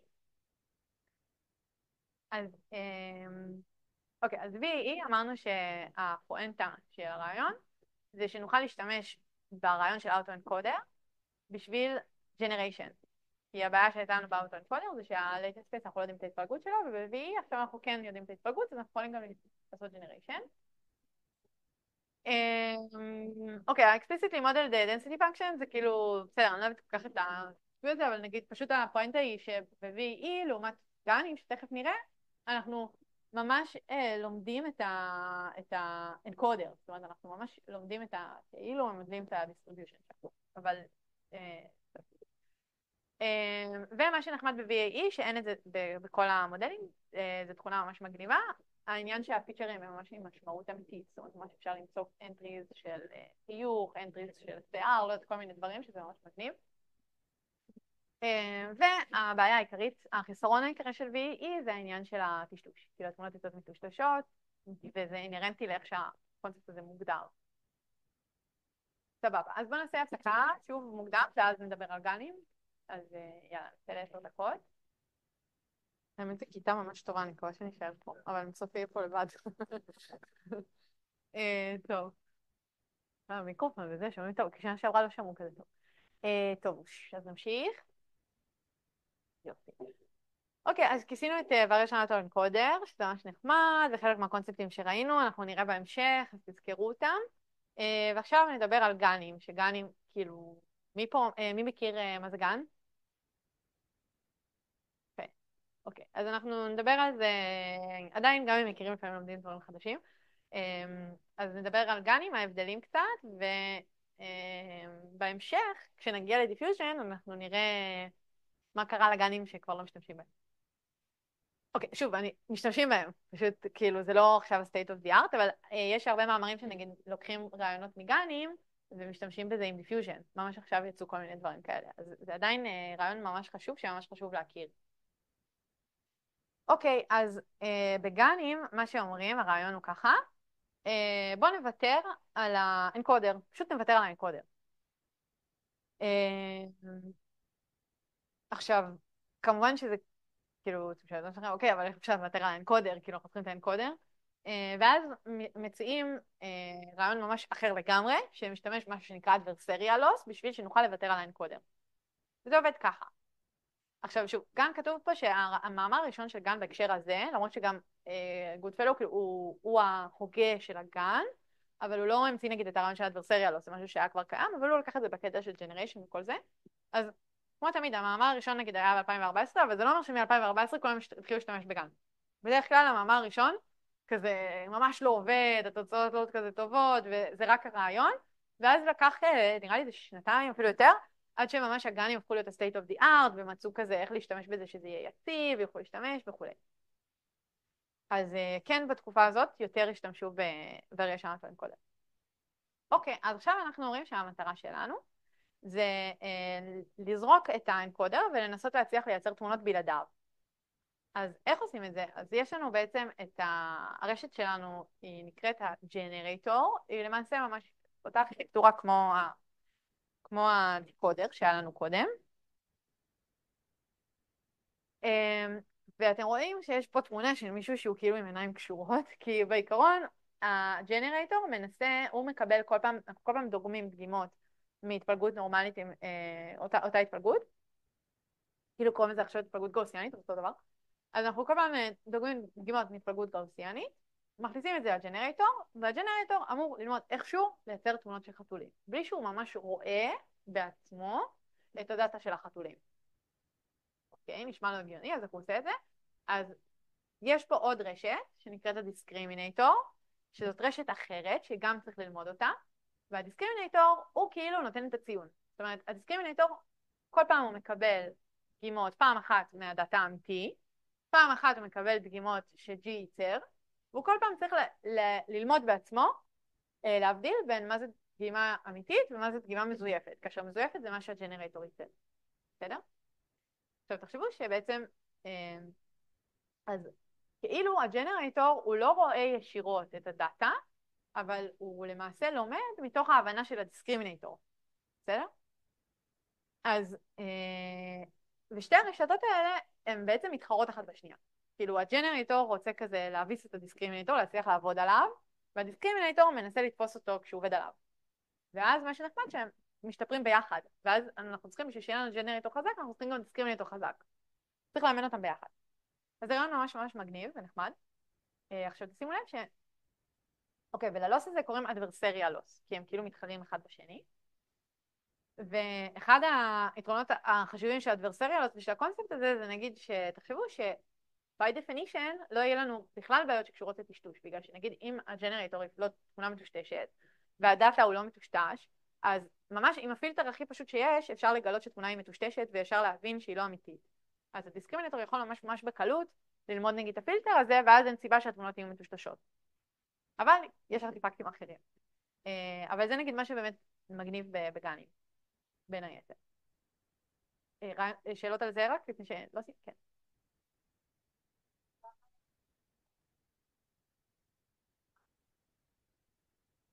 אפשר לעשות את זה, אבל בעיקרון, יש פה משהו שהוא מאוד עדין, כי בעיקרון, אם הג'נרייטור, כאילו שניהם הם לומדים ביחד, אז שניהם צריכים שיהיה להם סיגנל סביר להתקדם. אם הנקודת התחלה שלך זה שהג'נרייטור הוא ממש ממש טוב, והדיסקרימינטור לא יודע כלום, אז הדיסקרימינטור, כל הזמן הג'נרייטור ינצח, ולדיסקרימינטור הוא לא ידע מה להתקדם, כל התמונות פשוט תראו לו אותו דבר, מבינה?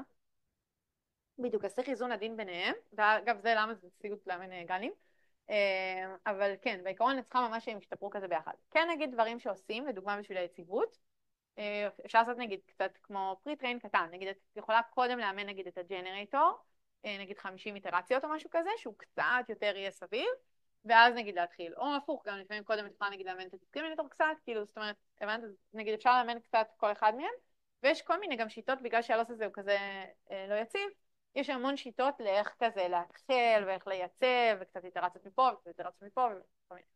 כן. אז מה שאתה רוצה, נגיד לדוגמה, אתה יכול לאמן קצת את הג'נרייטור, לדוגמה, אתה יכול לאמן קצת את הג'נרייטור, נגיד על ריקונסטרקשן, סתם דוגמה, טיפה, כאילו, הוא עדיין לא ידע לעשות ריקונסטרקשן מושלם, אבל הוא ידע טיפה יותר טוב לייצר תמונות, קצת. או שלדוגמה, נגיד, אתה יכול לאמן את הדיסקרימינטור, ממש על נגיד סתם, שהג'נרייטור יפלוט משהו רנדומלי, כאילו, בלי, נגיד, להפעיל את הלופ הזה כמה פעמים, אבל כשאחד מהם המשקולות שלו קפואות, הוא לא באמת משתפר. אוקיי, עוד שאלות? אוקיי. סבבה, אז בואו נסתכל איך נראה הלוס. אז הלוס הוא כאילו, הוא סתם מבלבל כזה, כן? אבל הלוס הראשון שהיה זה לוס שנקרא מין מקס, שזה לוס כזה שהוא ידוע כממש לא יציב ונוראי, אבל זה היה ההצעה הראשונה, אז כאילו כמובן לזמנו זה פורץ דרך, אז בואו נסתכל על הלוס כפי שהוא מוגדר. אז בגלל שזה מין מקס זה כאילו מבלבל, אז הפרדתי את זה, סבבה, כי שנה שעברה גם התבלבלתי. אז בואו ננסה להבין את זה בלי להתבלבל. אז בעצם יש לנו פה כאילו פונקציית לוס אחת, שהג'נרייטור רוצה למזער אותה, והדיסקרימינטור רוצה למקסם אותה, אוקיי? ואפשר גם להגדיר את זה אחרת, אבל זה הלוס היותר מוכר, אז כאילו חשוב שכזה תכירו אותו. אוקיי, אז בואו נסתכל על מה המטרה של הג'נרייטור. הג'נרייטור רוצה למזער את הביטוי הזה. אז מה קורה פה בעצם? הג'נרייטור מקבל רעש רנדומלי, התפלגות גאוסיאנית, ומייצר דגימה.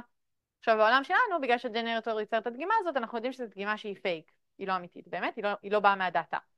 אז המטרה של הג'נרייטור זה שהדיסקרימינטור יחשוב שהיא ריל, רוצה לעבוד עליו. אז בעצם המטרה של הג'נרייטור זה שהדיסקרימינטור יתייג את התמונה הזאת כאמיתית, שהוא ייתן לה 1, אוקיי? ואז כשאנחנו עושים לוג של 1 פחות 1 זה 0, שזה מינוס אינסוף, אז אנחנו במטרה שלנו זה למזער את הביטוי הזה. אוקיי. עכשיו נסתכל על החלק של הדיסקרימינטור. אז הדיסקרימינטור מטרתו זה למקסם את כל הביטוי. תשימו לב שלמה זה כל הביטוי, כי הדיסקרימינטור משתתף פה בשניהם, כאשר הג'נרייטור משתתף רק בחלק אחד. אז בואו נסתכל על החלק הזה. אתם לא רואים את העכבר, אבל אני מסתכלת על החלק השמאלי. אז בעצם בחלק הזה, הדגימה היא אמיתית, אז בעצם הדיסקרימינטור, המטרה שלו זה באמת לתייג אותה כאמיתית, אז הוא רוצה להוציא 1, את המספר 1, ואז לוג של 1 זה 0. עכשיו תשימו לב שבכללי התחום שלנו פה הוא בין 0 ל-1, אז זה אומר שכשאנחנו רוצים למזער זה כאילו יהיה מינוס אינסוף, זה קצת קאונטר אינטואיטיב, אבל כשאנחנו רוצים למקסם זה כאילו אנחנו רוצים להגיע ל-0. אוקיי, ואם נסתכל על הצד השני, אז פה בעצם בגלל שזו דגימה שיוצרה על ידי הג'נרייטור, אז הדיסקרימינטור היה רוצה לגלות שזו דוגמה שהיא פייק. ואז הוא היה רוצה לתייג את הדוגמה הזו דווקא כ-0, ואז לוג של 1 פחות 0 זה 0, אז הוא רוצה למקסם. אוקיי. אז זה הלוס. נחמד. עכשיו, באמת הלוס הזה, הוא מי שיצא לו פה לאמן רשתות, זה לוס קשוח כאילו מאוד לאמן, וגם שזה מין מקס, כאילו קשה. אז יש כל מיני שיטות, כאילו אני לא אכנס לזה באמת כי זה כבר קצת אולי ישן, אבל נגיד סתם, דוגמה אחת מה שעושים באמת זה שעושים נגיד קודם כל כמה צעדים רק עם הדיסקרימינטור, מפעפעים גרדיאנטים, גוזרים משתפרים, ואז כמה צעדים רק עם הג'נרייטור, נגיד כל מיני דברים כאלה. וזה עוד השיפורים היותר פשוטים, אבל יש המון שיפורים שנגיד שינו את הלוס הזה לגמרי, כאילו ממש משתמשים בלוסים אחרים, אבל עדיין הקונספט של האדברסריאל נשאר, שזה רעיון ממש יפה. עכשיו אנחנו נראה בשיעור הבא המון דברים מגניבים שעשו עם גנים בהקשר של סטייל טרנספר ואימג' סטייליזיישן ואדיטינג וקונטנט וסטייל וכל מיני דברים כאלה מגניבים. כאילו הרעיון הזה שהרשת כאילו מאמנת את עצמה, זאת אומרת יש רשת ויש עוד רשת ומאמנות את עצמן, לא צריך את הסופרוויז'ן, זה נתן רייז להרבה דברים ממש יפים. גם היום. אוקיי, עכשיו פה יש דוגמאות לג'נריישן של הגנים, מהמאמר המקורי של הגן. אז הדאטה נראה כזה מיושן. ואגב, זו שאלה בכללי של איך אנחנו בכלל עושים אססמנט למודלים האלה. נגיד, אוקיי, יש לי עכשיו מודל שאני טוענת שהוא יודע לייצר פנים. ואיך בודקים שהפנים או שהמספרים נראים כמו שצריך? איך בודקים אם זה באמת מהתפלגות? זה קצת קשה. זה גם תחום שלם של מטריקות, של איך ממציאים מטריקה בשביל לבדוק בעיה מסוימת. נגיד, אתם טענתם שלא יודעת מה, אתם טוענים שאתם יודעים, יש לכם את הג'נרייטור הכי טוב בעולם. אבל אתם צריכים להוכיח את זה איכשהו, אתם צריכים להריץ איזושהי בדיקה. אז זה גם תחום שלם לפתח את הבדיקות האלה, שזה לא טריוויאלי וזה גם מחקר, מה הופך תמונה ליותר אמיתית מתמונה אחרת.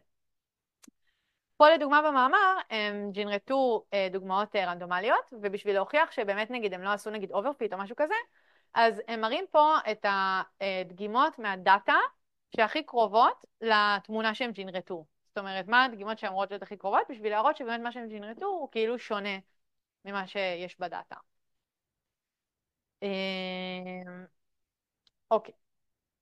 עכשיו, סבבה, זה היה המאמר המקורי של גן. ואז שנתיים אחרי זה, ב-2016, יצא DC גן, ש-DC גן, אני במאסטר שלי השתמשתי ב-DC גן, זה כאילו היה הרשת הראשונה, מה זה ראשונה? הרשת שכאילו כולם התחילו להשתמש בה, כי זה היה כזה, הם מצאו סטטינגס טובים שהגן יעבוד. אז כזה, אם היו רוצים גן שעובד, אז היו צריכים להשתמש ב-DC גן. אז זה כל מיני פרטים טכניים כאלה, בגדול מה שהם עשו זה שהם שינו כזה את הארכיטקטורה, הוסיפו כל מיני אקטיבציות וכולי, דברים כאלה. זה גם תחום מחקר שכזה, נגיד, איזה שכבות להוסיף, איזה שכבות להוריד. אני אישית פחות אוהבת את כי זה קצת טכני כזה. והם גם, אם אני לא טועה, הם גם השתמשו בלוס אחר של גן, שנקרא LS גן, משהו אחר. לא ניכנס לזה, זה פחות מעניין, אבל זה באמת היה הרשת גן הראשונה שעבדה די, כאילו, עבדה באופן יציב, שהיה סביר להכליל את זה למשימות חדשות ולהצליח לייצר משהו. אני במאסטר שלי אימנתי גן על תמונות HDR, והשתמשתי בזה. וזה ממש נחמד לראות, אני ממש זוכרת שכאילו התרגשתי ברמות, לראות שכאילו, ממש אפשר לראות איך זה מתחיל מרעש, אבל זה מתחיל מרעש במובן שבהתחלה הג'נרייטור הוא לא יודע כלום, אז הוא סתם מייצר תמונה שנראית כמו רעש רנדומלי, ועם האיטרציות הוא לאט לאט מתחיל, בהתחלה זה תמיד נראה ככה עם כל מיני ארטיפקטים מוזרים כאלה, ועם האיטרציות הוא ממש מתחיל להבין את ההתפלגות של הדאטה, וממש מתחיל לפלוט דברים קשורים, וזה ממש מגניב לראות את זה, כאילו זה ממש, לא, זה כזה מרגש לנסות לאמן ולראות באמת איך זה נראה. אוקיי, פה כתוב ה-samples look amazing, כאילו back at the time, אז זה נגיד דאטה סט של חדרי שינה, אז הם נגיד ימנו את זה על חדרי שינה, ואפשר לראות שהדוגמאות, למה הן נראות amazing? כי הן פשוט היו מאוד חדות, ואז בזמנו השתמשו בעיקר ב-VAE, ולא היו כאלה תוצאות שהן חדות. ומראים גם שגם במרחב הזה אפשר לעשות אינטרפולציות מעניינות ולראות דברים מגניבים, כאילו אתם יכולים לראות ממש, לוקחים נגיד, אתם יכולים לקחת שני וקטורים שאתם דוגמים רנדומלית, לייצר מהם תמונה, ואז לעשות את האינטרפולציה ביניהם ולייצר את כל התמונות באמצע, ורואים שהאינטרפולציה נראית ממש טוב. וגם פה יש לנו את הרעיון של אריתמטיקה. אז איך עושים פה אריתמטיקה? נגיד סתם, אם אני רוצה נגיד לקחתי אישה כאילו אתם רואים שגם אנשים פה ממש מפחידים, כאילו, אבל ככה זה היה נראה פעם, וזה היה נראה כזה וואו, איזה פנים יפות. אבל זה באמת, לזמנו זה היה ממש טוב, זה באמת מפחיד, אבל בגדול נגיד, סתם לדוגמה, נגיד אם אתם רוצים לזקק נגיד חיוך, אז אתם יכולים לקחת את הוקטור של נגיד אישה מחייכת, אישה שלא מחייכת, לחסר ביניהם, ואז אתם מקבלים את הכיוון של חיוך, ואז אתם נגיד יכולים להוסיף את זה לגבר שלא מחייך. עכשיו, איך עושים את זה? כן, בטח פה לשאול. כן. אז איך עושים את זה? אז בגדול, אתה פשוט דוגם מלא מלא דגימות, עד שאתה מקבל נגיד סתם 10 דגימות של נגיד נשים מחייכות, ואז אתה עושה את הממוצע בין הוקטורים, ואז כאילו יש לך ייצוג של האישה מחייכת, אותו דבר, הבנתם? זה שונה באמת מהאינטרפולציה של האוטואנקודר, שאתה פשוט יכול לקחת תמונה שאישה מחייכת, להוציא את הוקטור ולעשות אינטרפולציה, פה אתה צריך לדגום דברים, ואתם תראו גם בהרצאה של יובל, שגם בסטייל גנים הם היו עושים את זה, נגיד הם דוגמים מלא מלא מלא תמונות, ואז נגיד הם הצליחו למצוא נגיד איזה ליניאר ספרייטור בין תמונות של תינוקות לתמונות של מבוגרים, ואז ללמוד איך מעבירים בין תינוק למבוגר. כאילו באמת פשוט דוגמים מלא פעמים. לא, דוגמת כאילו איך את מייצרת עם הג'נרייטור, את פשוט דוגמת וקטור גאוסיאני. אז כן, בדיוק, שומרת את הוקטור כאילו, כן. כן, את הוקטור דגמת 1,000 פעם, מתוכם 500 יצאו תינוקות, אז את שומרת אותם. אז נגיד, בסתם אמר שיובל, הם היו צריכים נגיד קלאסיפייר של נגיד, כי אתה לא תסתכל בעיניים על כל כך הרבה דגימות, אז נגיד היו צריכים קלאסיפייר, לא, זה תינוק. אוקיי. עוד דוגמה מפחידה של להוסיף משקפיים. סבבה, הבנו, אוקיי. עכשיו ה-limitations, כן. רצית לשאול מה ה-limitations? אוקיי, אז עכשיו ה-limitations, אז אוקיי, הלימיטיישן הכי נוראי של גן זה שפשוט ממש קשה לאמן את זה. כאילו, סבבה, נגיד מוצאים סטינג כזה עדין, בשביל לאמן את זה נגיד על פנים, ואז בום, אתם רוצים לאמן את זה על כלבים, וכאילו, ממש קשה. אז בזמנו זה היה מאוד מאוד לא יציב ומאוד קשה, ואם בכלל רוצים נגיד לאמן את זה למשימות קצת יותר מורכבות, נגיד כשאני עשיתי את העבודה שלי על HDR, שזה כזה דאטה שבכלל הוא כזה שונה, הערכים של המספרים שם שונים לגמרי, אז זה מאוד קשה כאילו להכליל את זה, נגיד אם פתאום אתם רוצים מפה שנגיד מכיר תמונות רפואיות, נגיד סבבה זה עובד טוב לתמונות של הפנים, פתאום אתם רוצים לעבור לתמונות רפואיות, אז כאילו לא עובד, צריך... ואז העבודה של החוקר הייתה כאילו פשוט למצוא את ה-learning rate או למצוא כזה מעצבן. אז זה היה באמת הסיוט של גן. אוקיי, עכשיו בעיות קצת יותר קונקרטיות, כאילו מעניינות מבחינת הפורמולציה, אז יש בעיה שנקראת vanishing gradients, וגם מוד קולאפס שתיהן קשורות לאיזון הזה בין הג'נרטור לדיסקרימינטור. אז לדוגמה, כשהדיסקרימינטור הוא טוב מדי, אז לפחות בלוס שמוגדר עם הלוג, אז מה שקורה זה שאנחנו נכנסים ללוג לאזור שהוא כבר בסטורציה, ואז הגרדיאנטים שלנו שם הם 0, או קרובים מאוד ל-0. אז ברגע שהדיסקרימינטור טוב מדי, אין לנו סיגנל להשתפרות הג'נרטור, ואז הוא כאילו מת, אי אפשר לעשות כלום. אז זה נגיד גם בעיה, אז צריך כל הזמן לשמור על האיזון הזה, וגם יש בעיה מהצד השני של מה שנקרא מוד קולאפס, שנגיד זה גם קצת מתקשר גם לאדברסריאל אקזמפלס כזה. מוד קולאפס בדרך כלל הג'נרטור הצליח למצוא כזה סאבסט קטן בדאטה של תמונות שבאמת עובדות על הדיסקרימינטור, הדיסקרימינטור חושב שהן אמיתיות, ואז עכשיו זה בדיוק הפוך, כאילו לג'נרטור הוא פשוט הצליח לעבוד על הדיסקרימינטור, אז הוא פשוט פולט כל הזמן את אותן תמונות, ואז הוא גם לא משתפר, כי הדיסקרימינטור לא מצליח לקלוט שהוא פייק, כאילו לא מצליח לתת לו את הסיגנל הזה. אז זה משהו שקורה די הרבה, כאילו. אוקיי. סבבה. יש לכם שאלות לפני שנדבר קצת על ה-FID? כן.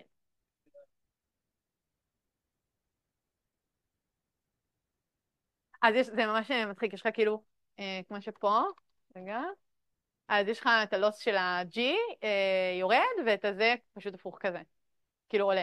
ואז ממש, אני ממש זוכרת, כאילו היית צריך שהם יראו כזה אותו דבר, כזה ככה. כאילו זה ממש נראה כזה, הבנת. כי יש לך ממש שתי לוסים, אתה עושה לוג השנייה, ואחד מהם צריך לעלות, אחד מהם צריך לרדת, עד שהם כאילו מתייצבים. ממש מעצבן. עוד שאלות? אוקיי. אוקיי. אז עכשיו קצת סתם משהו מעניין כזה של מדדים. מדדים זה בכללי בעיה בתחום. הרבה פעמים אתם עושים דברים, ואז נגיד יש מדדים, אבל הרבה פעמים נגיד, א', לפעמים קל לעבוד על המדד, ואז יש כל מיני מאמרים שאולי כזה מפצחים את המדד, אבל בפועל זה לא נראה טוב. אז זה גם כזה תחום שאני מקווה שיתפתח, כי זה קשה באמת למדוד את האיכות של התוצאות. אז איך היו מודדים, ואגב עד היום מודדים, נגיד תוצאות של image generation. יש בעיקרון שתי מדדים של כזה איכות ו-diversity. אנחנו נדבר על זה בשיעור של diffusion, כי נראה לי לא שמתי פה את ה-diversity, אבל זה ממש מעניין. פה נדבר על איכות. אז בגדול, איך אנחנו מודדים את האיכות של התמונה? אז בעצם המדד כזה שהכי מוכר ועד היום משתמשים בו זה FID, קוראים לזה FID. אז FID זה קיצור של פרשי Inception Distance, שהוא מבוסס על פרשי Distance, שזה גם דרך ללמוד, כאילו כמו שהיה את ה-Scale Diversion, זה פשוט משהו אחר, שגם מודד לנו מרחק בין התפלגויות נורמליות אבל. עכשיו יש איזה הסבר מתמטי, סבבה, אבל תכלס המרחק, מה שהוא עושה, הוא עושה מרחק בין הממוצעים והמרחקים בין השונות. אוקיי, אבל יש איזה כאילו פיתוח, זה מתוחכם. סבבה, אז אם זה במולטי, כאילו במרחב עם כמה ממדים, אז יש לנו במקום מספר של שונות, יש לנו מטריצה, ואז כאילו זה פשוט נראה ככה, פשוט פותחים את הסוגריים. סבבה. אבל מה זה אינספשן, אוקיי? כאילו זה לא רק עושים את הפרשי דיסטנס, זה נקרא פרשי אינספשן דיסטנס, כאילו FID, אז מה שעושים פה זה דווקא נחמד.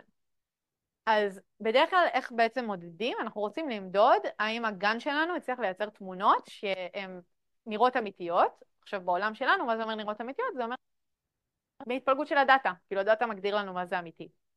אז מה שבדרך כלל עושים, אז השתמשו ברשת, היום כנראה משתמשים כבר ברשת יותר מתקדמת, אבל אז הרשת State of the Art השתמשו במה שנקרא Inception V3, זה רשת של גוגל, שזה פשוט רשת שאומנה נגיד, סתם לדעתי לקלסיפיקיישן, אבל תחשבו שזו רשת שהייתה גדולה וחזקה, אז היא יודעת להוציא לנו פיצ'רים טובים לתמונה. אז בעצם אנחנו לוקחים את הגן, מייצרים מלא תמונות, אוקיי? משהו ענק, מלא מלא תמונות, לא יודעת מה, 10,000 תמונות, לא יודעת, אולי פחות. אז זה היה מלא. ומכניסים את התמונות שייצרנו לתוך ה-Inception Network, וקיבלנו עכשיו לכל תמונה וקטור משמעותי, עם מידע חשוב. ואנחנו עושים אותו דבר לדאטה האמיתי שלנו, אנחנו דוגמים ממנו נגיד 10,000 תמונות, מכניסים ל-Inception, ועכשיו יש לנו כזה ייצוג וקטורי לכל התמונות, להרבה תמונות מהדאטה האמיתי. ואז אנחנו משתמשים בהפרשי דיסטנס על הוקטורים, על הייצוג הזה. אנחנו מחשבים כאילו ממש את הממוצע ואת השונות של הוקטורים בכל אחד מהצדדים, ומחשבים את המרחק הזה, אוקיי? וזה ממש מה שעושים. ויש לזה גם כל מיני פיתוחים. נגיד לפעמים עושים את זה אם אין הרבה דאטה, עושים את זה נגיד על פאצ'ים של התמונה, וכל מיני דברים שאפשר נגיד להחליף את האינספשן במשהו אחר, ועוד. אז יש לזה כל מיני פיתוחים, אבל זה ממש הדבר שהם משתמשים בו עד היום לדעתי. אוקיי, כאילו משתמשים בו עד היום, אבל כולם יודעים תכלס שהוא לא הכי... לא תמיד קורלטיבי עם מה שרואים בעיניים. אוקיי, עכשיו ה-FID כאילו ככל שהוא יותר נמוך, זה יותר טוב במדד הזה. אז פה יש כמה דוגמאות, זה ממש מהמאמר האמיתי של FID, שהם מראים על כל מיני דיסטורשנס כאלה מוכרים, כמו נגיד טשטוש, הרעשה, זה נקרא הרעשת מלח ופלפל, מי שמכיר? פפר. אז ממש מראים כאילו שה-FID הוא כאילו הצליח, כי באמת לתמונות שהן דיסטורטד, מקבלים FID גבוה, ולתמונות שהן נראות יותר אמיתיות, מקבלים FID נמוך. ככה הם כאילו הראו את הפואנטה. אוקיי. בסדר, אז בואו נסכם את הגן, את הרעיון של הגן. אז אמרנו שבגנים אנחנו משתמשים, במקום ברעיון מה שראינו בווריאשן קודם, אנחנו עושים איזשהו כמו משחק של שני משתתפים שמנסים להתחרות אחד בשני, וככה אנחנו לומדים את ההתפלגות של הדאטה. עכשיו, קצת יתרונות וחסרונות. אז היתרונות שכתוב פה State of the Art Result, באמת back at the time, וגם עד לא מזמן, גנים נתנו את ה-State of the Art Result. וגנים, כמובן, מה שאנחנו רואים זה את המאמר הראשון, בין הראשונים של הגן. אתם תראו את שתי הרצאות בסטייל גן, לאן זה הגיע. הגנים נתנו תוצאות מטורפות. עוד חיסרון של גן, שהוא קצת יותר רלוונטי להקשר של דיפיוז'ן, שגנים בדרך כלל צריך ממש, זאת אומרת, בדרך כלל מאמנים אותם נגיד על דאטה נגיד רק של פנים, או רק של כלבים, או רק של מכוניות, או רק של חדר שינה, אבל אי אפשר, הם לא מתאמנים טוב אם אתם נותנים דאטה כאילו ממש מגוון, אז הם לא מצליחים להתאמן טוב, כאילו הם ממש צריכים דאטה ממוקד. שזה גם אחת הסיבות שדיפיוז'נס גברו על הגנים, אבל זה בונוס, זה לא קשור לשיעור הזה. והחסרונות הבולטים של הגנים זה שמאוד קשה לאמן אותם, האימון לא יציב, ויש לנו כל מיני בעיות כמו vanishing gradients ומוד קולאפס. וגם, לא כתוב פה שגם בגנים כן עדיין יש ארטיפקטים, זאת אומרת, אם אתם זוכרים לא יודעת אם אתם זוכרים, אבל נגיד לפני 3 שנים, כן היה קטע שנגיד אם היו מראים לכם תמונה שהיא לא אמיתית, אז יש מצב שהייתם אומרים, זה לא תמונה אמיתית, כאילו זה ג'ונרד, כי היה איזה משהו שהיה אפשר כאילו לקלוט. והיום לעומת זאת כבר אין, כאילו כל התמונות כזה, התמונות של המודלים הג'נרטיביים הם כבר נראות ממש אמיתיות, אין את הארטיפקטים האלה יותר. אז לגנים היה ממש ארטיפקטים כזה מיוחדים לגנים, כן, שסוג של תקעו את התחום של הג'נריישן, כאילו היה קשה קצת להתגבר עליהם. ארטיפקט זה בעברית, לא יודעת, כאילו דיסטורשן כזה. יש למישהו רעיון איך לתרגם ארטיפקט? תוצר לוואי. זה כאילו עיוות. עיוות. כן, נגיד, יפה. נגיד, כן, נגיד שש אצבעות זה גם ארטיפקט, או נגיד אתם רואים איך הפנים פה נראות, אז יש להם כל מיני עיוותים, כל מיני ארטיפקטים, או שנגיד אחד הדברים המוכרים של גן, אתם רואים את הגוש הכחול הזה שם? אז סבבה, פה ספציפית זה נעלם, אבל כן נגיד לפעמים בגנים שיומנו, פתאום הייתם רואים כזה סתם, איזו דגימה הייתה נותנת לכם איזה, כמו משהו שנראה כזה שרוף בתמונה, משהו מוזר. אז זה נגיד ארטיפקטים, זה כזה משהו לא ברור שפשוט קורה, אי אפשר, לא ברור כאילו למה, וזה ממש נראה, זה נראה מעוות ואתה יכול לזהות שזה לא אמיתי.